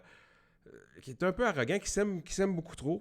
Oui, c'est un esprit là, ça n'a pas d'allure. Non, mais sérieusement, là. Là, c'est comme si on était juste entre nous. Là, oui. Mais on l'est pas tout. Je suis vraiment dans le marde. C'est ça que ça fait Zoom. On a l'impression d'être juste nous. Mais, mais non, c'est poche, en fait. C'est vraiment poche. Ah, mais c'est stupide. Tu sais, attendre tout ce temps-là pour te remettre ça d'en face à toi quand c'est un groupe complet avec mon oncle Serge qui est le chanteur, c'est lui qui a écrit la chanson. Tu sais, c'est vraiment mal placé. Mais aussi de pas... Tu sais, à un moment donné, là, je veux dire, il y a des... Faut pas se prendre au sérieux non plus, là. Moi, en fait, c'est une chose que j'ai dit aussi en ondes. J'ai dit, ben moi, j'aurais aimé ça qu'on... T'sais, en fait, non. Tu sais, ça se peut que ça m'arrive à moi aussi. À un moment donné, il y a peut-être quelqu'un qui ne va pas m'aimer la face. J'ai dit carré. Il y a peut-être quelqu'un qui ne va pas aimer ma face puis qui va en faire une toune. Puis d'habitude, il faut l'avaler. Ben oui. Ben Je oui. te dis, fait que t'es bon joueur ou t'es pas joueur pantoute. Puis lui, là, oh boy, lui, son ego, là, il a été c'était comme je pense qu'il se pensait intouchable, mais. Ah, mais moi, en tout cas, je trouve ça vraiment stupide de sa part parce que Oui. si il aurait pris le temps d'écouter toute la chanson, d'écouter toutes oui. les paroles, il n'y a rien de. Elle m'a dit, comme tu disais tantôt, Maman Dion, ça va pas mal plus ramasser que Sébastien. Non, elle a fait ramasser, mais c'est ça aussi, c'est à un moment donné, tu peignes le deuxième degré, là, puis Exact. c'est tout, là, c'est de l'ironie, puis mon Dieu, en tout cas, c'est ça. Mais tu sais, dans Toon, le bout où Anonymous, on fait semblant qu'on l'aime, ça, c'est épique. C'est tout mon oncle Serge, là. Puis c'est tout dans sa tête. Puis nous, on embarque là-dedans, c'est tellement drôle. Puis c'est moi dans Toon qui dit « Ben non, on n'est pas des filles. » C'est ça. On n'a rien. C'est juste ça, ça a tellement ni queue ni tête. C'est de l'ironie, là. C'est de la... Ouais. C'est du niaiseux de bord en bord. Fait qu'à partir de là, faut pas que tu nous prennes au sérieux, là. Ah non. ATK. Mais c'est ça. Quel bijou. Cet album-là, c'est quand même un bijou, je trouve. Du bon métal. C'est toujours le fun. Là, dernièrement, je suis allé jouer dans un vidéoclip à mon oncle Serge. C'était tellement avant le confinement. OK. Là, tout le monde se crisse de mon oncle Serge. C'est allez le voir. Allez le voir, c'est vraiment un beau vidéoclip. OK. Il y a Demetrio Mazzo, mon drummer, qui joue dedans. Il joue. Ah oui, c'est ça. Mon oncle Serge m'a demandé, il me dit ouais, tu connaîtrais pas un Romain? Je dis ben oui, mon drummer il est Romain, pour vrai. J'ai appelé Démé, ça tente de faire un Romain? Ah ben oui. Il a habillé un Romain, il fouette mon oncle Serge, qui est habillé en Jésus, puis qui traîne sa croix en plein rue Ontario. Oh ça... non. C'est épique. Moi, il voulait que je joue moi-même. On a chacun notre stand de merch. Lui, une petite affiche tout croche avec un CD. Puis, genre, c'est écrit à donner, genre. Puis, moi, j'ai mon petit. Bon, ben, tu connais mes stands de merch, ouais. Là, mais j'ai pas fait mon full stand de merch. Juste un assez. Puis, moi, j'ai un line-up de fou qui veulent un autographe. Puis, mon oncle Serge, il y a personne. Il y a tellement personne qu'à un moment donné, dans la vidéo, j'ai demande. Non, il y a le fan qui me demande de prendre une photo avec lui. Demande à mon oncle Serge s'il peut prendre la photo. OK, c'est bon. C'est très drôle. Tout le monde s'écrit dans mon oncle Serge. C'est très drôle. C'est malade. Merci, Overdog. Je vais juste voir... oui, Bussic, je vais juste remonter, voir ta question. Skinou, pour la musique, on va terminer avec une chanson tantôt. Ça, c'est déjà décidé. C'est déjà décidé laquelle en plus, parce que c'est une demande spéciale de mes enfants. Colin, attends une minute, Bussic, je ne te trouve... OK. Bussic, il veut savoir... il dit « Allô, Marco, as-tu une anecdote d'un de tes shows au Saguenay-Lac-Saint-Jean? » Eh, boy. On a la meilleure anecdote vient du Saguenay-Lac-Saint-Jean. C'est simple de même. Ben, une des premières, en fait, pour vrai, là, c'est pas des farces quand je dis ça. Hey, juste une petite minute, oui. Marco. Je veux dire merci à Anne Clown. Merci beaucoup pour ton 2e mois d'abonnement. Merci pour ton support. C'est super sympathique de ta part. Merci beaucoup. Vas-y. Hey, d'ailleurs, avant de répondre à ta question, là, pour ceux qui veulent l'histoire, là, parce que j'ai eu comment je peux dire, la chance et l'honneur d'avoir un artiste italien qui s'appelle Andrea Gozzi, qui a écrit ma biographie de 30 ans de carrière. Ça ne veut pas dire que j'ai arrêté de faire de la musique. C'est juste qu'on voulait souligner le 30e anniversaire. Fait que c'est toute l'histoire d'Anonymous à maintenant. Et c'est en français et en italien. Puis il y a bien des images et tout le kit là, de plein d'histoires savoureuses. Mais les plus savoureuses sont sur Shawicom Show, c'est sûr. Mais il y a plein d'affaires le fun. Là. Fait que ça, tu peux trouver ça sur ma boutique en ligne sur marcocagliari.com. C'est ça, pour vraiment pas cher. Il est genre 20, il est 18. Non, il est 24$. Hein. Un super beau livre. Fait que si jamais, il y a toute l'histoire là-dedans, vraiment le fun. Mais je vais répondre à ta question. Une anecdote du Saguenay. Eh bien, précisément, c'est à Chicoutimi, fait que, à Saguenay. Écoute, Anonymous, attends, on n'a même pas le premier album, je pense. On n'est même pas en 1994. Puis, Non, on l'est. On l'est en 94. On avait ni vu ni connu. Oui, on avait ni vu ni connu. Bref, on s'en va jouer à Chicoutimi. C'est une place qui s'appelait le Solid Rock. C'était au 2e étage. Puis, on allait là jouer 2 soirs, je pense, la première fois. C'était, je pense, la 2e fois qu'on jouait en dehors de Montréal. Puis, je me souviens, on est parti de Montréal. Écoute, puis Carlos Araya, c'est le début de l'anecdote, Carlos Araya n'avait pas de baguette de drum. Il n'y avait plus de baguette de drum parce qu'il... bref, Carlos, on l'appelle le castor parce qu'il bouffe ses baguettes. Il bouffe même toutes ses cymbales. Ça n'a pas d'allure. Il pète des cymbales. Wow. Il en pète une par pratique. Ça n'a pas de sens. Fait que Carlos Araya, il bûche. Hein? Et tout ça pour dire qu'on part de Montréal pour aller à Chicoutimi, qui est quand même pas à la porte. Et il n'y a pas de ces baguettes de drum. Il se dit, on va arriver comme début après-midi, fait que je vais arrêter au magasin de musique, puis je vais acheter des baguettes de drum là-bas. Mais là-dedans, là, c'est important de savoir les détails, c'est que là, on a loué un 7 passagers à l'époque, OK? On a foutu le drum sur le top. Oh mon Dieu. Dans une bâche, avec des straps, tout dans le... Là, nous, on s'en va dans le parc des Laurentides, qui, à l'époque, qui n'est pas le parc des Laurentides qu'on a maintenant, là, qui est tout asphalté. Ouais, c'est ça, c'était pas comme à ça. À l'époque, là, c'était l'enfer. C'était littéralement l'enfer. C'était comme un micro-climat là-dedans. C'était encore un micro-climat, là, mais c'était l'été à Montréal, puis là-bas, c'était l'hiver. Là. C'est pas mal de même. Mais là, nous, on loue un 7 passagers, puis je pense qu'on n'a même pas 21 ans encore. OK? Et là, j'ai fait louer le truck à un de mes chums, Yann Bochu, qui a été mon directeur de tournée et même co-gérant et guitariste aussi dans le temps d'Alpha West. Et Yann, pas à l'époque, mais Yann est un peu plus vieux que nous. Puis à l'époque, j'avais demandé, écoute Yann, on a un show, on a comme 2 shows à Chicoutimi, mais on n'a pas l'âge pour louer la vanne. Peux-tu venir la louer? Puis après ça, on va partir. Bravo, champion. Pas lui, mais nous. Fait que là, on loue. Il vient louer ça, mais là, lui, il part pas avec nous. Là, il ne faut pas qu'il y ait d'accident. Là, tu comprends? Écoute, on part, asti, puis c'est moi qui conduisais. Bravo à moi.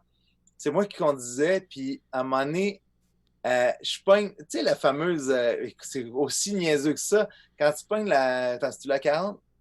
Oui, c'est la 40. À un moment donné, quand tu pognes la 40, ben, à Trois-Rivières, à un moment donné, il faut que tu pognes la curve pour aller pogner. Oui.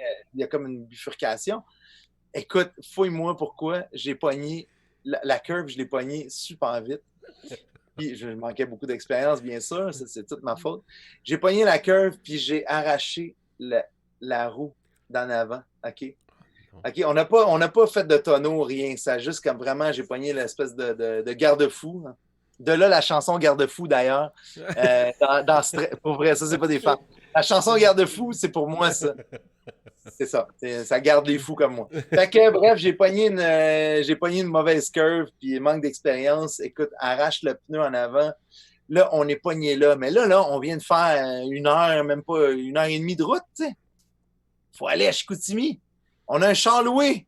Puis là, il faut en relouer un autre. Mais là, le gars qui l'a loué, il n'est pas là. Écoute, le périple, là, ça n'a pas d'allure. Là, on se ramasse dans un garage. Puis là, on appelle la compagnie de U-Haul, admettons. Je ne me souviens pas si c'était U-Haul. Mais bref, là, on attend un 7 passagers. Ils viennent nous le livrer. Puis là, on n'est pas supposé d'être... Écoute, je ne sais pas comment on a fait ça. Je ne sais pas si j'ai signé le nom de Yann Bochu. Quand le gars, il arrive. Je ne sais pas ce que j'ai fait, mais ça a marché. Mais là, on l'a attendu, le truck, là, pendant des heures. Là, pas pendant 1 heure, 2 heures. Là, des heures. Et ça a pris 4-5 heures, là, le temps qu'on serait arrivé là. Oui. Et là, Araya, lui, il se dit, Chris, j'ai pas de baguette. Déjà, ça, c'était le dernier de ses soucis, là, mais j'ai pas de baguette. Mm-hmm. Et là, on n'est pas rendu encore non plus. Fait que là, bref, le truck arrive, un 7 passagers, on ramasse tout sur le truck, le drum, puis écoute, on rafistole ça, on part. Je suis plus sûr si j'ai conduit finalement pour aller après. Mais ça, l'histoire ne le dit pas. Mais on va à Chicoutimi. Le gars, écoute, à l'époque, on n'avait même pas de cellulaire. Ça n'a pas d'allure. On n'avait même pas de cellulaire. Fait qu'on appelait le gars sur des boîtes téléphoniques. Ouais, c'est ça. Ça n'a pas d'allure. Puis, écoute, on lui disait, écoute, on n'arrive pas à minuit, c'est sûr. Là. Fait que le gars, il nous dit, écoute, le bar, il est plein. Il est plein. C'est plein à craquer. Là. Les gens, ils attendent Anonymous. Ils attendent Anonymous. À l'époque, on jouait des tunes à nous, mais on jouait aussi des covers parce qu'on avait juste un album. Fait qu'on jouait du Slayer, du Metallica. OK. Ça rentrait au poste, là, puis du Pantera et compagnie. Puis bref, tout ça pour dire qu'on est arrivé genre à 1h30 du matin. OK? On arrive à 1h30 du matin. Je me souviens, on monte les marches, le stock, les amplis, les Marshall, le drum, tout. On rentre là, écoute, le bar il est plein, ça sent la robine partout. À l'époque, ça fumait, puis à l'époque, là, à cette époque-là, c'était l'époque de la mescaline. Fait que, écoute, oh my God, le public, nous, on était quand même, je parle pour moi surtout, là, j'étais vraiment très straight edge. Puis, écoute, je capotais là, quand je chantais Master of Puppets devant des jeunes là, qui étaient complètement pétés. Là, ça me faisait freaking. Oh my God. Mais tout ça pour dire que à Raya, il n'y a pas de baguette. On monte le kit, il est 2h du matin, les gens nous attendent, puis ils veulent entendre du Anonymous. Là, Raya, il dit au gars, au propriétaire, j'ai pas de baguette. Le propriétaire va dans le fond de la salle, dans la salle de billard. Il pogne 2 baguettes de poule, il scie les baguettes, il donne ça à Raya. Ben, t'as des baguettes. Oh non! Raya s'est mis à bûcher, il a fait un show complet avec des baguettes de billard. Ça, c'est la meilleure anecdote ever qui s'est passée à Chicoutimi. C'est malade. Puis je sais pas trop. Sais-tu quoi? Ça se peut même que j'ai encore ces baguettes-là, tellement que je suis assez freak d'avoir gardé toutes d'Anonymous, parce que j'en ai gardé des enfants. C'est donc bien drôle, ça. Fait que ça, c'est vraiment une pas pire anecdote, mais c'est surtout l'anecdote qu'Araya a joué un show.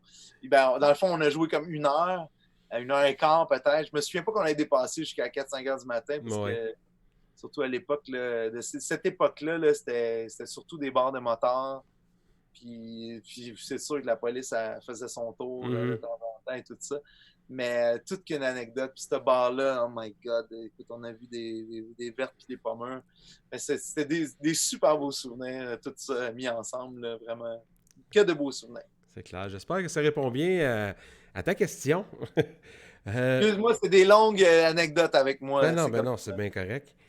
Skinou, il demande est-ce que... Travis Mo, merci beaucoup pour ton follow. Merci mon ami, bienvenue au Shawicon Show. Skinou qui fait demander, est-ce que ça t'est déjà arrivé de te planter ou qu'une corde se brise durant un show? De te planter, de trébucher ou quelque chose comme ça? Hey, ça, c'est drôle, ça. Ben, casser des cordes, oui. Ça arrive de temps en temps. Mais trébucher, oui. Écoute, j'en ai une séquelle. Elle n'est pas pétée parce qu'elle est neuve. Il y a de la céramique après ça. Okay. Mais je me suis pété une dent en plein show d'Anonymous, moi. J'ai bêché. Écoute, moi, en show, ceux qui se rappellent, dans Anonymous, surtout dans ma vingtaine et trentaine, je bougeais beaucoup. Et je sautais beaucoup. Puis un show dans la tournée Polywog. Okay? Une tournée Polywog, ça, c'était une grosse tournée des années fin 90, début 2000. Puis il y a une tournée où c'était Anthrax qui était headliner, puis nous, on était juste avant eux. Puis, écoute, c'est vraiment une tournée de rêve, là, d'être avec les gars d'Anthrax pendant 5-6 jours à travers le Québec. Complètement débile, puis ils étaient très sympathiques, les gars. Puis, un show à Montréal, la dernière date, si je me trompe pas, à Montréal, je me perchais souvent sur les moniteurs. Ça fait que ça, c'est les espèces de speakers qu'il y a devant nous pour nous donner le retour le retour de son. De son, fait que de nos voix et de nos trucs comme ça. On mettait pas souvent Carlos Araya et nos guitares parce que c'était crissement fort, mais nos voix. Puis moi, je me perchais souvent sur les bars. Mais les moniteurs sont faits, il y en a des différents. Il y en a des très légers, il y en a des très lourds. Fait que les très lourds, moi, je suis habitué de me percher là-dessus parce que ça flippe pas. Mais là, à un moment donné, à travers de tous les très lourds, il y en avait un très léger. Et là, je suis perché là-dessus, puis là, je me vire de bord, je suis perché dessus. Puis là, je me donne un élan pour sauter vers la scène. C'était pendant sous pression en plus. C'était pendant sous pression, puis je me donne un élan pour sauter. Puis le moniteur, écoute, je donne l'élan.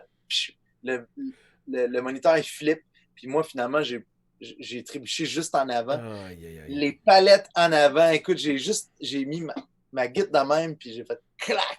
Les palettes en avant, à terre. Et là, je sentais que j'avais des morceaux dans la bouche. Et là, le show continue. Puis j'avais le pouce en sang aussi parce qu'il était rentré dans ma petite corde. En tout cas, c'était vraiment... Puis là, on continue. Moi, ça saigne. Ah ouais, les dents, les pas de dents. Puis là, on continue le show. Aïe. Mais je me souviens encore. Je pense qu'il y a Carlos Ponte, le gérant d'Anonymous, je pense qu'il filmait. Puis je suis allé sur le côté de la scène. Je dis, check! Ma dent! Fait qu'on voit ma dent, puis ensuite, je l'ai fait patcher. Mais pendant l'Académie du Massacre, il y a eu, je me souviens, à Baie-Saint-Paul, on jouait dans un chapiteau, puis la scène n'était pas trop haute. Puis ça trashait tellement. Quand la scène n'est pas haute, ben, les gens revolent sa scène, puis donc ils revolent des micros. Et là, ça veut dire que les micros, ils revolent dans nos dents. Et ça, c'est vraiment frustrant. Puis le pire, c'est qu'on avait une rangée de bodyguard, de whatever, de sécurité. Mais eux autres se faisaient tellement pousser que eux, leurs pieds volaient sur nos micros. Écoute, ce show-là, j'ai mangé à peu près 3 coups d'un dent, puis justement, ça a rechippé ma dent. C'est ça. C'est ça du heavy metal, les amis. C'est ça, le heavy metal. C'est pas la musique. Disturbic fait demander. Ben, ça a quasiment répondu parce qu'il demandait un petit. C'est-tu possible de faire un petit riff de ton choix? Un petit riff métal de ton choix sur guitare classique? Bon. Oui, attends, je vais juste me pogner un pic. Parce que le heavy metal, ça se joue pas mal avec un pic. Mon Dieu. Un de mes riffs préférés à jouer, c'est lui justement de Suppression, qui a été écrit par Daniel Souto. Là.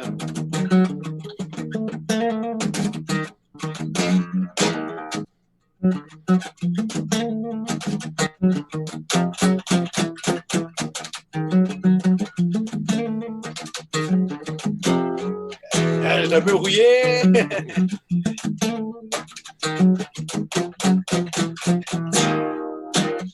Et c'est ça. Ça, c'est Suppression. Je ne l'ai pas joué depuis une couple de mois, même années peut-être. Il est bien content. Rock on. Mais c'est ça. Mais c'est toujours le fun de rejouer un peu d'Anonymous de temps en temps. Surtout, c'est sûr que quand les gars, quand ça donne que je rejoue avec eux, je me mets à repratiquer un peu quand même. Mm-hmm. Pour donner un coup de main, tu as parti un GoFundMe. Solide, oui. Si tu peux mettre le lien, s'il te plaît. Parle-nous de ça. J'aimerais ça que tu nous en parles. Je trouve ça important, Colin, surtout de supporter un artiste. C'est gentil. En fait, c'est drôle parce qu'aujourd'hui, je pense dans Le Devoir ou dans les médias, littéralement, ça commence à parler beaucoup de justement les pigistes, là. Les musiciens pigistes, les techniciens pigistes, qui sont comme un peu les oubliés, en fait, beaucoup les oubliés dans toute cette histoire-là de COVID. Puis là, il parlait du PCU, comme quoi qu'il allait, en tout cas, qui était supposé d'arrêter, mais là, je ne sais pas s'ils vont le prolonger, mais j'espère, parce que, justement, s'il y a du monde dans la faille, c'est bien les pigistes. Mm-hmm. Et donc, ma façon à moi...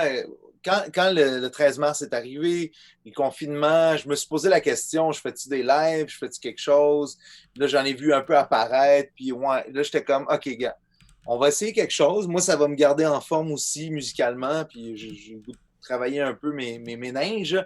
Fait que je me suis dit, bon, avec ma blonde, on a créé un GoFundMe, ça s'appelle Un pour tous et tous pour un. Puis, et de là, on s'est dit, bon, donnez ce que vous voulez et on va vous redonner quand même. Fait que si tu donnes 20$, on vous envoie un CD. Si vous donnez 100$, on vous envoie la collection des 6 CD. Ça va 200$. C'est les 6 CD puis les 3 DVD et ainsi de suite. Je pense qu'il y a 500$, un truc. En fait, je pense que là-dedans, il y a un montant qui va un souper. On vous invite à souper chez nous. Oui. Et un autre, c'est le dernier, je pense, 1000 ou 1500. C'est souper chez nous et aussi un show privé aussi pour vous. Fait qu'on est allé là, mais le plus important dans tout ça, c'est que tous les fonds, dans le fond, il y a 50% du GoFundMe qui va à 3 de mes musiciens qui donnent dans ma tournée Cagliari Bang Bang, donc mon Romain, Dimitri Omazo, Marianne Arsenault, super bassiste, extraordinaire personne qui vient de Rimouski, et Tim S. Savard, qui est un petit gars de Saint-Félicien, mon petit nouveau, qui est dans le band, qui est un multi-instrumentiste. Fait qu'eux autres, ils ont comme vraiment pas de revenus, là, à part le PCU, bien sûr, là, mais jusqu'à quand le PCU va exister. Donc, la moitié va à eux. D'ailleurs, il faut que je leur fasse un chèque, parce que là, on vient d'arriver à notre... en fait, j'ai mis pas un plafond, mais un montant... je vais le dire. Un objectif à atteindre. Un objectif, merci. Exact. Un objectif de 3000, mais je ne vais pas vous mentir que si vous voulez continuer, on va être bien content. Moi, je vais continuer les shows quand même. Là, tu vois, samedi, c'est une primaire que je vous annonce. Samedi, en fait, d'habitude, c'est le jeudi Cagliari, donc les jeudis à 16h. Sauf que le dernier jeudi n'a pas c'est pas très bien passé avant 1 heure, à peu près après 1 heure et quart de show. J'ai mon voisin avocat qui a décidé que je le dérangeais. Fait que, en plein jour. Bon. J'ai chanceux que j'ai pas appelé les gars d'Anonymous pour venir jouer un jeudi Cagliari avec moi. Mais bref. Tout ça pour dire que c'est pas à cause de lui, mais je me suis aussi dit que, bon, il fait très chaud dehors, il fait beau. Mm-hmm. Fait que, peut-être en faire moins souvent. Donc, j'ai décidé, je vais en faire moins souvent, mais je vais en faire quand même. Et là, ce jeudi Cagliari de cette semaine, ça sera pas jeudi, mais ça sera samedi à 19h sur ma page Facebook, fanpage Marco Cagliari Musique. Musique avec un C, donc c'est en anglais, mais bref, musique. Fait que vous allez là à 19h et j'ai une invitée, en fait, c'est Mamzelle Ruiz, qui est une extraordinaire chanteuse mexicaine qui va venir avec moi. On va être à 2 mètres de distance, les deux avec nos guitares. Fait qu'on va s'accompagner. Puis ça, dans le fond, c'est... en fait, c'est ça. C'est qu'il va y avoir un GoFundMe qui va être créé juste pour ce show-là parce que ce show-là, il est en lien avec 2 écoles de Saint-Camille. Saint-Camille dans la région. Je ne sais même pas dans quelle région. En tout cas, 5 j'irai voir. Moi non plus. C'est-tu la Naudière? C'est-tu la Naudière? Je me souviens pas. Mon Dieu, je ne me souviens pas. Mais en tout cas, bref. Parce que Saint-Camille, ils ont 2 écoles extraordinaires. L'année dernière, j'étais allé faire une levée de fonds. Ils ont acheté mon show pour en faire une levée de fonds extraordinaire où j'amenais les jeunes primaires à chanter avec moi, à participer. Écoute, c'était fou là, comme show. Et cette année, on était supposé le refaire, mais avec Mamselle et avec un autre artiste. Puis finalement, on va le faire en ligne seulement, mais juste Mamselle et moi. Et il y aura un GoFundMe pour aider ces 2 écoles-là pour leur prochain projet et tout ça. Mais bref, c'est une belle initiative de leur part. On est bien content de donner un show pour eux. Donc, le prochain jeudi Cagliari, c'est samedi prochain à 19h sur Marco Cagliari Musique. Good. Merci, Anne Clown, pour ton resub. Merci beaucoup. C'était passé, je m'en rappelais, mais bon, ça passait. Puis écoute, Marco est très intéressant à écouter aussi. Donc, merci Disturbrick. Marco a fait vraiment le paragraphe avec les dons, ce qui vont avec les dons pour les nommer. On a mis le lien. Il y a Hellfire Fox qui dit « Anonymous, il dit « Je portais mon T-shirt en fin de semaine. » Nice! C'est cool. Good. Mais c'est ça. Fait que aussi, ce que je veux vous parler, t'as quand même une bonne page de stock de t-shirts. Parce que Marco, je suis represent Marco Cagliari. Si vous voyez, ça ressemble un peu au t-shirt, pas au t-shirt, mais au logo de Kill 'Em All de Metallica. Mais non, pour la grand-mère, c'est un rouleau à pâte avec de la sauce à spaghetti qui dit Feed them all. Donc, c'est plein de beaux petits bijoux. T'en as plusieurs, de fait, dans le style de Def Leppard, une coupe de Metallica. 2 de Metallica, un de Def Leppard, il y a Iron Maiden, il y a c'est quoi donc? Il y a Slayer. Mais il y a les jeux de mots, c'est vraiment avec Mamma, hommage à Master Polpette, hommage à Master Puppets et aussi à la mère qui est la maître des polpettes. Et la nonna, ça veut dire grand-mère en italien, qui est celle qui les nourrit tous. La nonna les nourrit tous. Et en arrière, tu vois le logo, excuse-moi, la typographie de Metallica ou du band, mais Marco Cagliari. Tout ça, vous pouvez trouver ça sur marcocagliari.com. On en a plein. Il ne reste pas toutes les grandeurs, mais on en a plein. Là, disons qu'on ne s'est pas remis à faire du merch de ce temps-ci, hein, parce qu'il n'y a plus de show. Fait que, il y a quand même des gens qui en commandent de temps en temps. Fait que merci à vous autres. C'est une belle forme. En tout cas, c'est un petit revenu de plus. Un petit revenu de change, si je peux dire, parce qu'en plus, ils sont vraiment pas chers. Non, vraiment, ça vaut la peine beaucoup. Donc, marcocagliari.com, s'il te plaît, Solide, si tu peux me mettre le lien dans le chat. Est-ce qu'on y retrouve aussi? Je sais que ta conjointe avait fait des bijoux. J'ai vu ça. Oui. Je me rappelle quand vous étiez venu à Shawinigan. Est-ce que c'est sur le site Oui, aussi? tout. Sur la Il page? y a des bijoux faits en cuir, recyclés. Il y a le livre, il y a le vinyle, il y a les DVD, il y a les CD, il y a les t-shirts, il y a des tucs. Il n'y a plus de casquettes, mais il y a des tucs. Il n'y a plus de tablier non-affidable, mais éventuellement, on va en refaire quand on va se déconfiner puis refaire des shows. Mais il y a plein d'affaires. Allez sur la boutique en ligne marcocagliari.com. Ouais, solide. marcocagliari.com. Je sais pas qu'est-ce que Vois-tu? tu mets. Dedans, il y a- Ok, le GoFundMe, c'est correct, mais l'autre, Monde de Star, connu pour son rôle de passe-partout, Ah! il s'est trompé. C'est des choses qui arrivent. C'est très drôle. Mon rôle de passe-partout. Ouais, mais ça, il a mis une nouvelle, il s'est trompé de lien de nouvelle. Très drôle. C'est des choses quand même. Merci beaucoup, Moustique, pour le lien solide. Je pense qu'il est fatigué ou en tout cas. Vous avez des beaux noms, en tout cas. Ouais, ce qui est la particularité avec Twitch, c'est que c'est des pseudos et non les noms un peu comme quand tu fais tes Facebook Live, tu as les noms des gens qui sont présents dans salle de spectacle, manière de parler, si on peut dire ça comme ça. Par contre, le Twitch, les gens se font un compte avec un pseudo bien à eux. Des fois, il y a des noms qui viennent assez drôles. Assez oui, drôles, certain. merci. Mais c'est ça. Toi, as-tu un nom comme ça? Ah, ben moi, c'est pas compliqué. C'est le Shawicon Show, c'est moi. Quand je vais parler sur d'autres podcasts, d'autres talk shows, c'est tout le temps le Shawicon Show parce que mon compte est lié avec ça. Mais c'est comme ça. Tu connais Pépé sa guitare? Ben oui. Ah, Mais c'est ça, en tout cas, on se parlera parce que je sais qu'il a commencé à faire du Twitch aussi, Pépé sa guitare, puis ben oui. ça a l'air à très bien aller. Fait que, en tout cas. Alors, Ben oui, j'aimerais ça en savoir plus, en effet. oui. En effet. Peut-être que c'est là que je devrais faire mes shows. Ah, mais tu sais que tu peux même faire les deux en même temps. Les Ce deux? qui est Ah, encore mieux. voilà. Ce qui est encore mieux. Fait que. Fait qu'en Ah, tout ben, cas, je- on jasera avec on s'en plaisir. jase tantôt. Son show live samedi était épique. Son show jeudi, pas samedi. C'était jeudi, Disturbrick. J'ai dit oui, j'ai dit Ah, dernier. le show live samedi à Pépé qui dit qui était Ah épique. oui, à Pépé. Cool. Fait que- Il fait ça encore sur son balcon, en avant?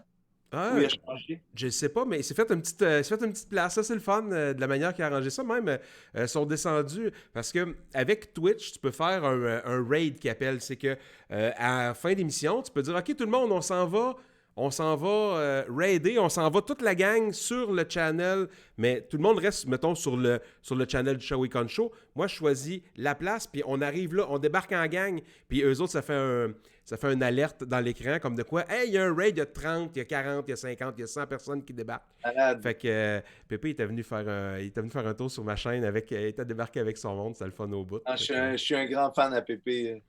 très content. sympathique, très sympathique Oui. lui aussi. Hyper sympathique, Pépé.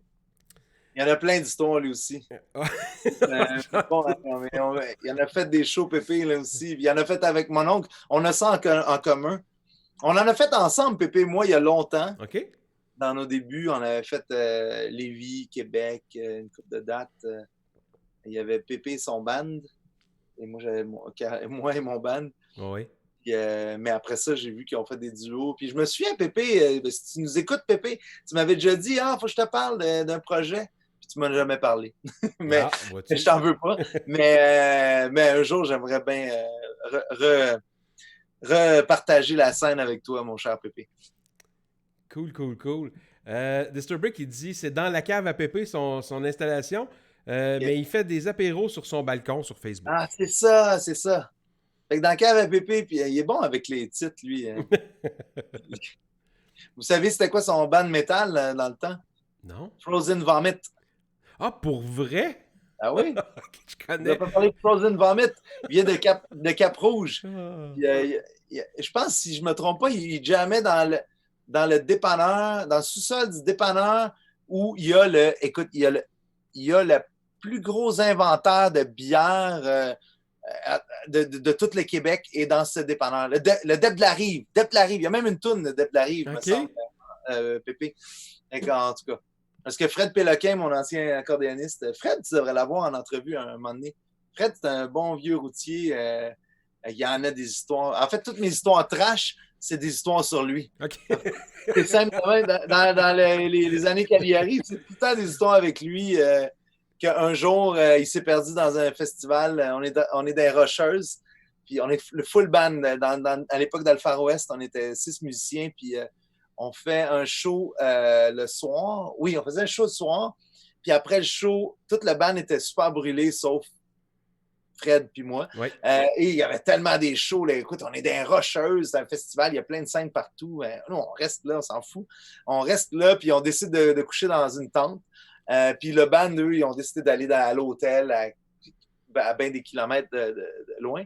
Fait que Fred puis moi, on fait un peu la fête, puis on check les shows ensemble, puis là, on sait c'est quoi notre tente. On a une tente à 2. Puis là, on se perd de vue. On se perd de vue. Là, moi, je rentre dans ma tente, je sais pas, il est 3-4 heures du matin, puis Fred n'est pas là. Je dis, OK, bon, il va arriver à un moment donné, ou si, je sais pas, il était dans une autre tente avec une fille, quelque chose, je sais pas.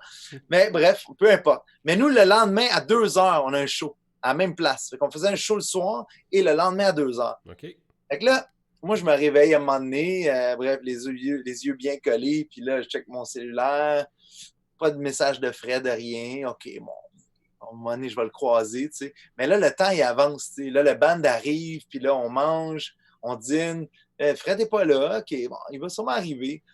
Et là, le band commence à se poser des questions. Mais là, Fred, gars, il va arriver. C'est moi le boss, de toute façon. C'est moi qui est supposé d'être un peu inquiet. Mais il va arriver à un moment donné. Là, finalement, on va se brancher pour jouer le show. Fred n'est pas là. Là, on joue.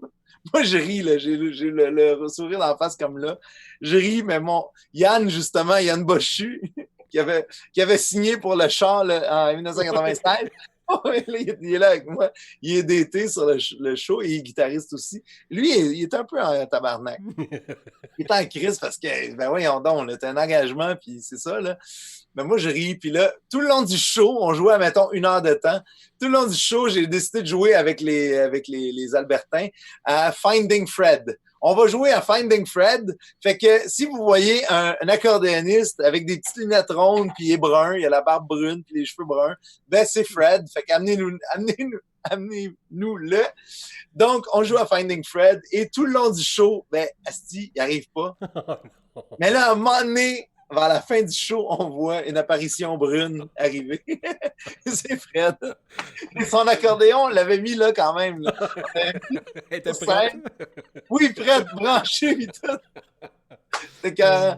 Puis en fait, c'est drôle parce que cette anecdote-là est dans le livre. C'est l'anecdote, puis c'est pas la plus trash, là, c'est juste drôle. Là. Mais bref, Fred, là, il s'est endormi sur le bord d'une rivière. Sa boisson, bien sûr, sur le bord d'une rivière. Puis là, il m'a dit, Marco, je te le jure, j'ai entendu le premier riff de la première tune. Ça m'a réveillé comme... C'est le seul riff. Ça a fait ça. Il s'est réveillé, il a fait « Oh my God! » J'ai pensé tout droit. Fait que là, il s'est réveillé. Mais il a entendu. Fait que le son était assez fort pour qu'il se rende à des kilomètres. Là. Puis là, il dit, au début, je courais. Puis là, à un moment donné, écoute, j'entendais les tunes, puis j'avais l'impression de ne pas avancer. C'est comme si j'arrivais jamais au show. Mais j'entendais toutes les tunes, c'était super frustrant. Puis à un moment donné, il a arrêté de courir parce que ça n'avait pas d'allure. Là. C'était tellement loin. Fait que là, il marchait un pas très, très vite. Puis là, il dit, mon Dieu. Mais là, il est arrivé, il a fait les 2 dernières tunes avec nous.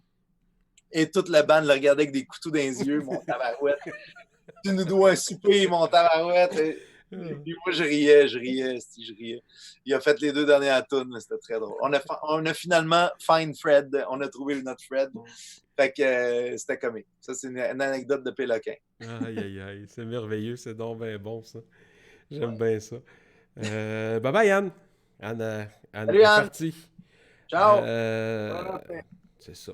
Hey, c'est pas mal ça. À moins que tu veux nous dire quelque chose. Hey, petite question.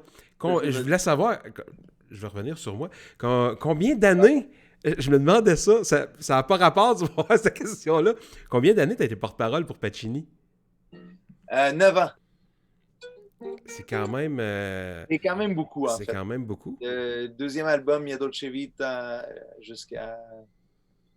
jusqu'au au One Night. Excuse-moi. Mais parce que il y Ah, a, ça parlait, moi aussi. il y a le, il y a le partenariat, Oui. il y a les annonces, mais tu faisais aussi des spectacles en restaurant. C'était ça? Oui, ben on a fait des lancements. La tournée Milicorda, on a fait des lancements dans des Pacini. J'ai fait des pubs. La première pub, il y avait Bella Ciao dedans. Ensuite, ça a été des concepts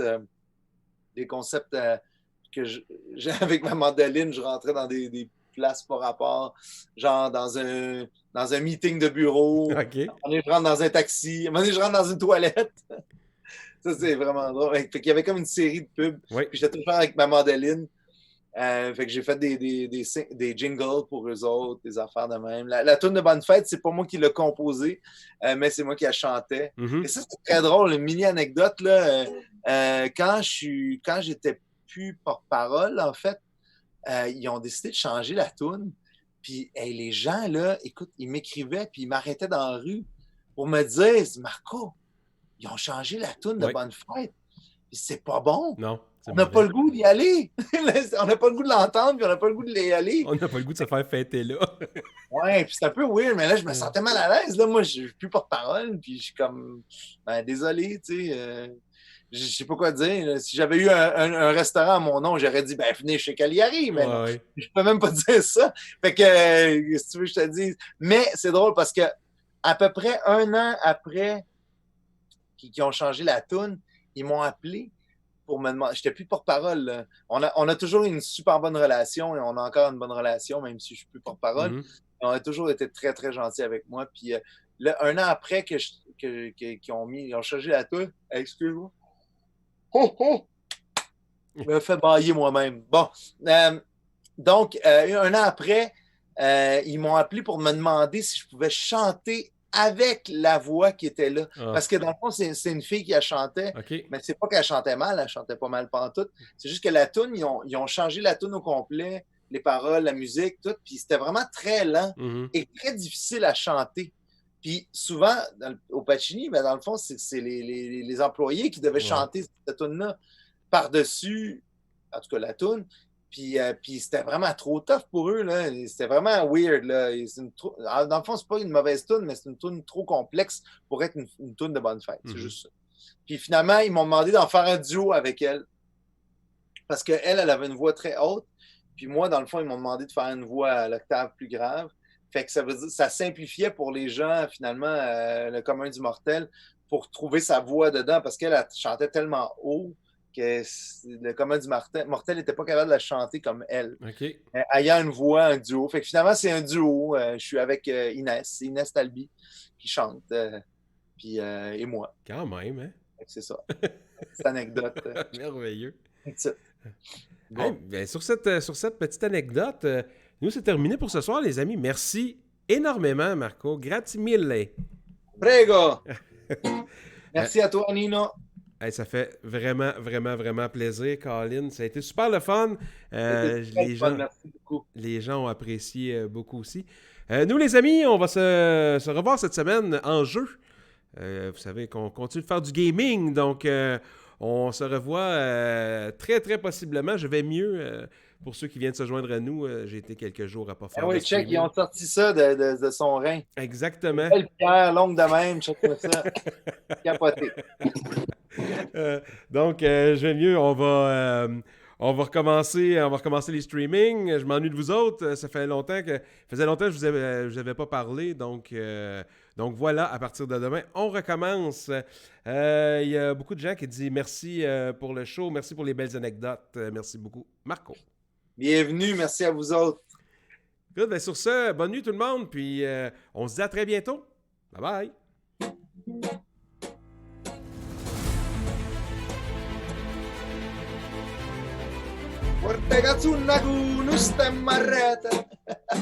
Est-ce que tu voulais... Vas-y. Tiens, Vas-y. C'est moi qui ai oublié.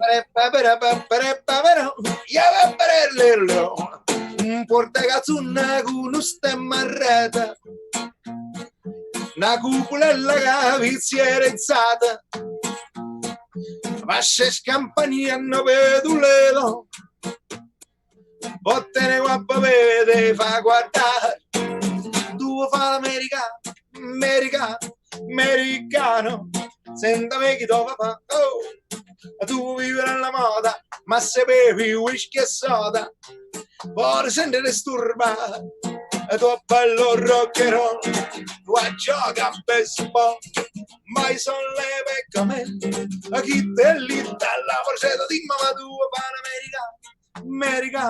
americano, ma se nati in Italia, oh, sientami, non ci sta niente, ok, napoletano, tu fa l'America,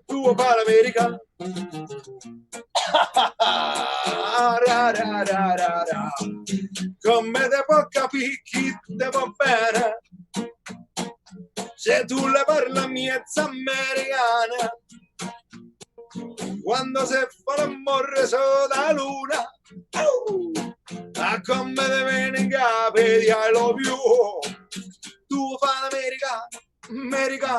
l'americano sentami chi dopo fa oh a tu vivere alla moda ma se bevi whisky e soda poi senti disturbare e tu a bello rock and roll tu a gioca a baseball mai sono le peccamente e chi te lì dalla porcetta di mamma tua per americano ma se nati in Italia sentami non ci sta niente ok napoletano tu fa l'America per parare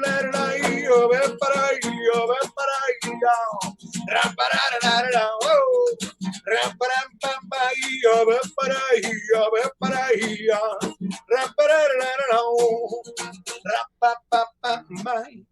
zam zam zam zam zam zam repa per l'urao ya repa pa pa pa pa para io para io repara para io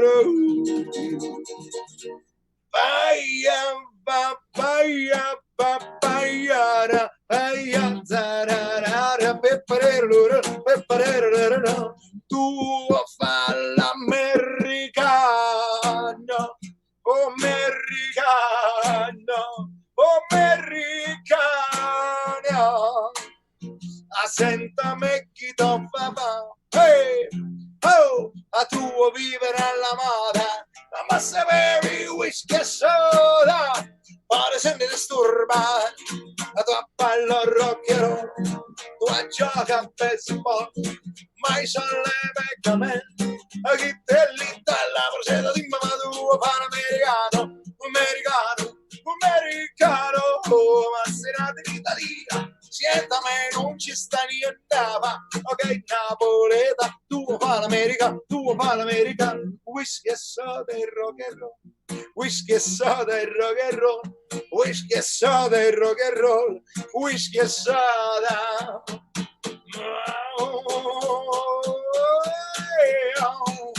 Whisky e soda e rock and roll, oh yeah!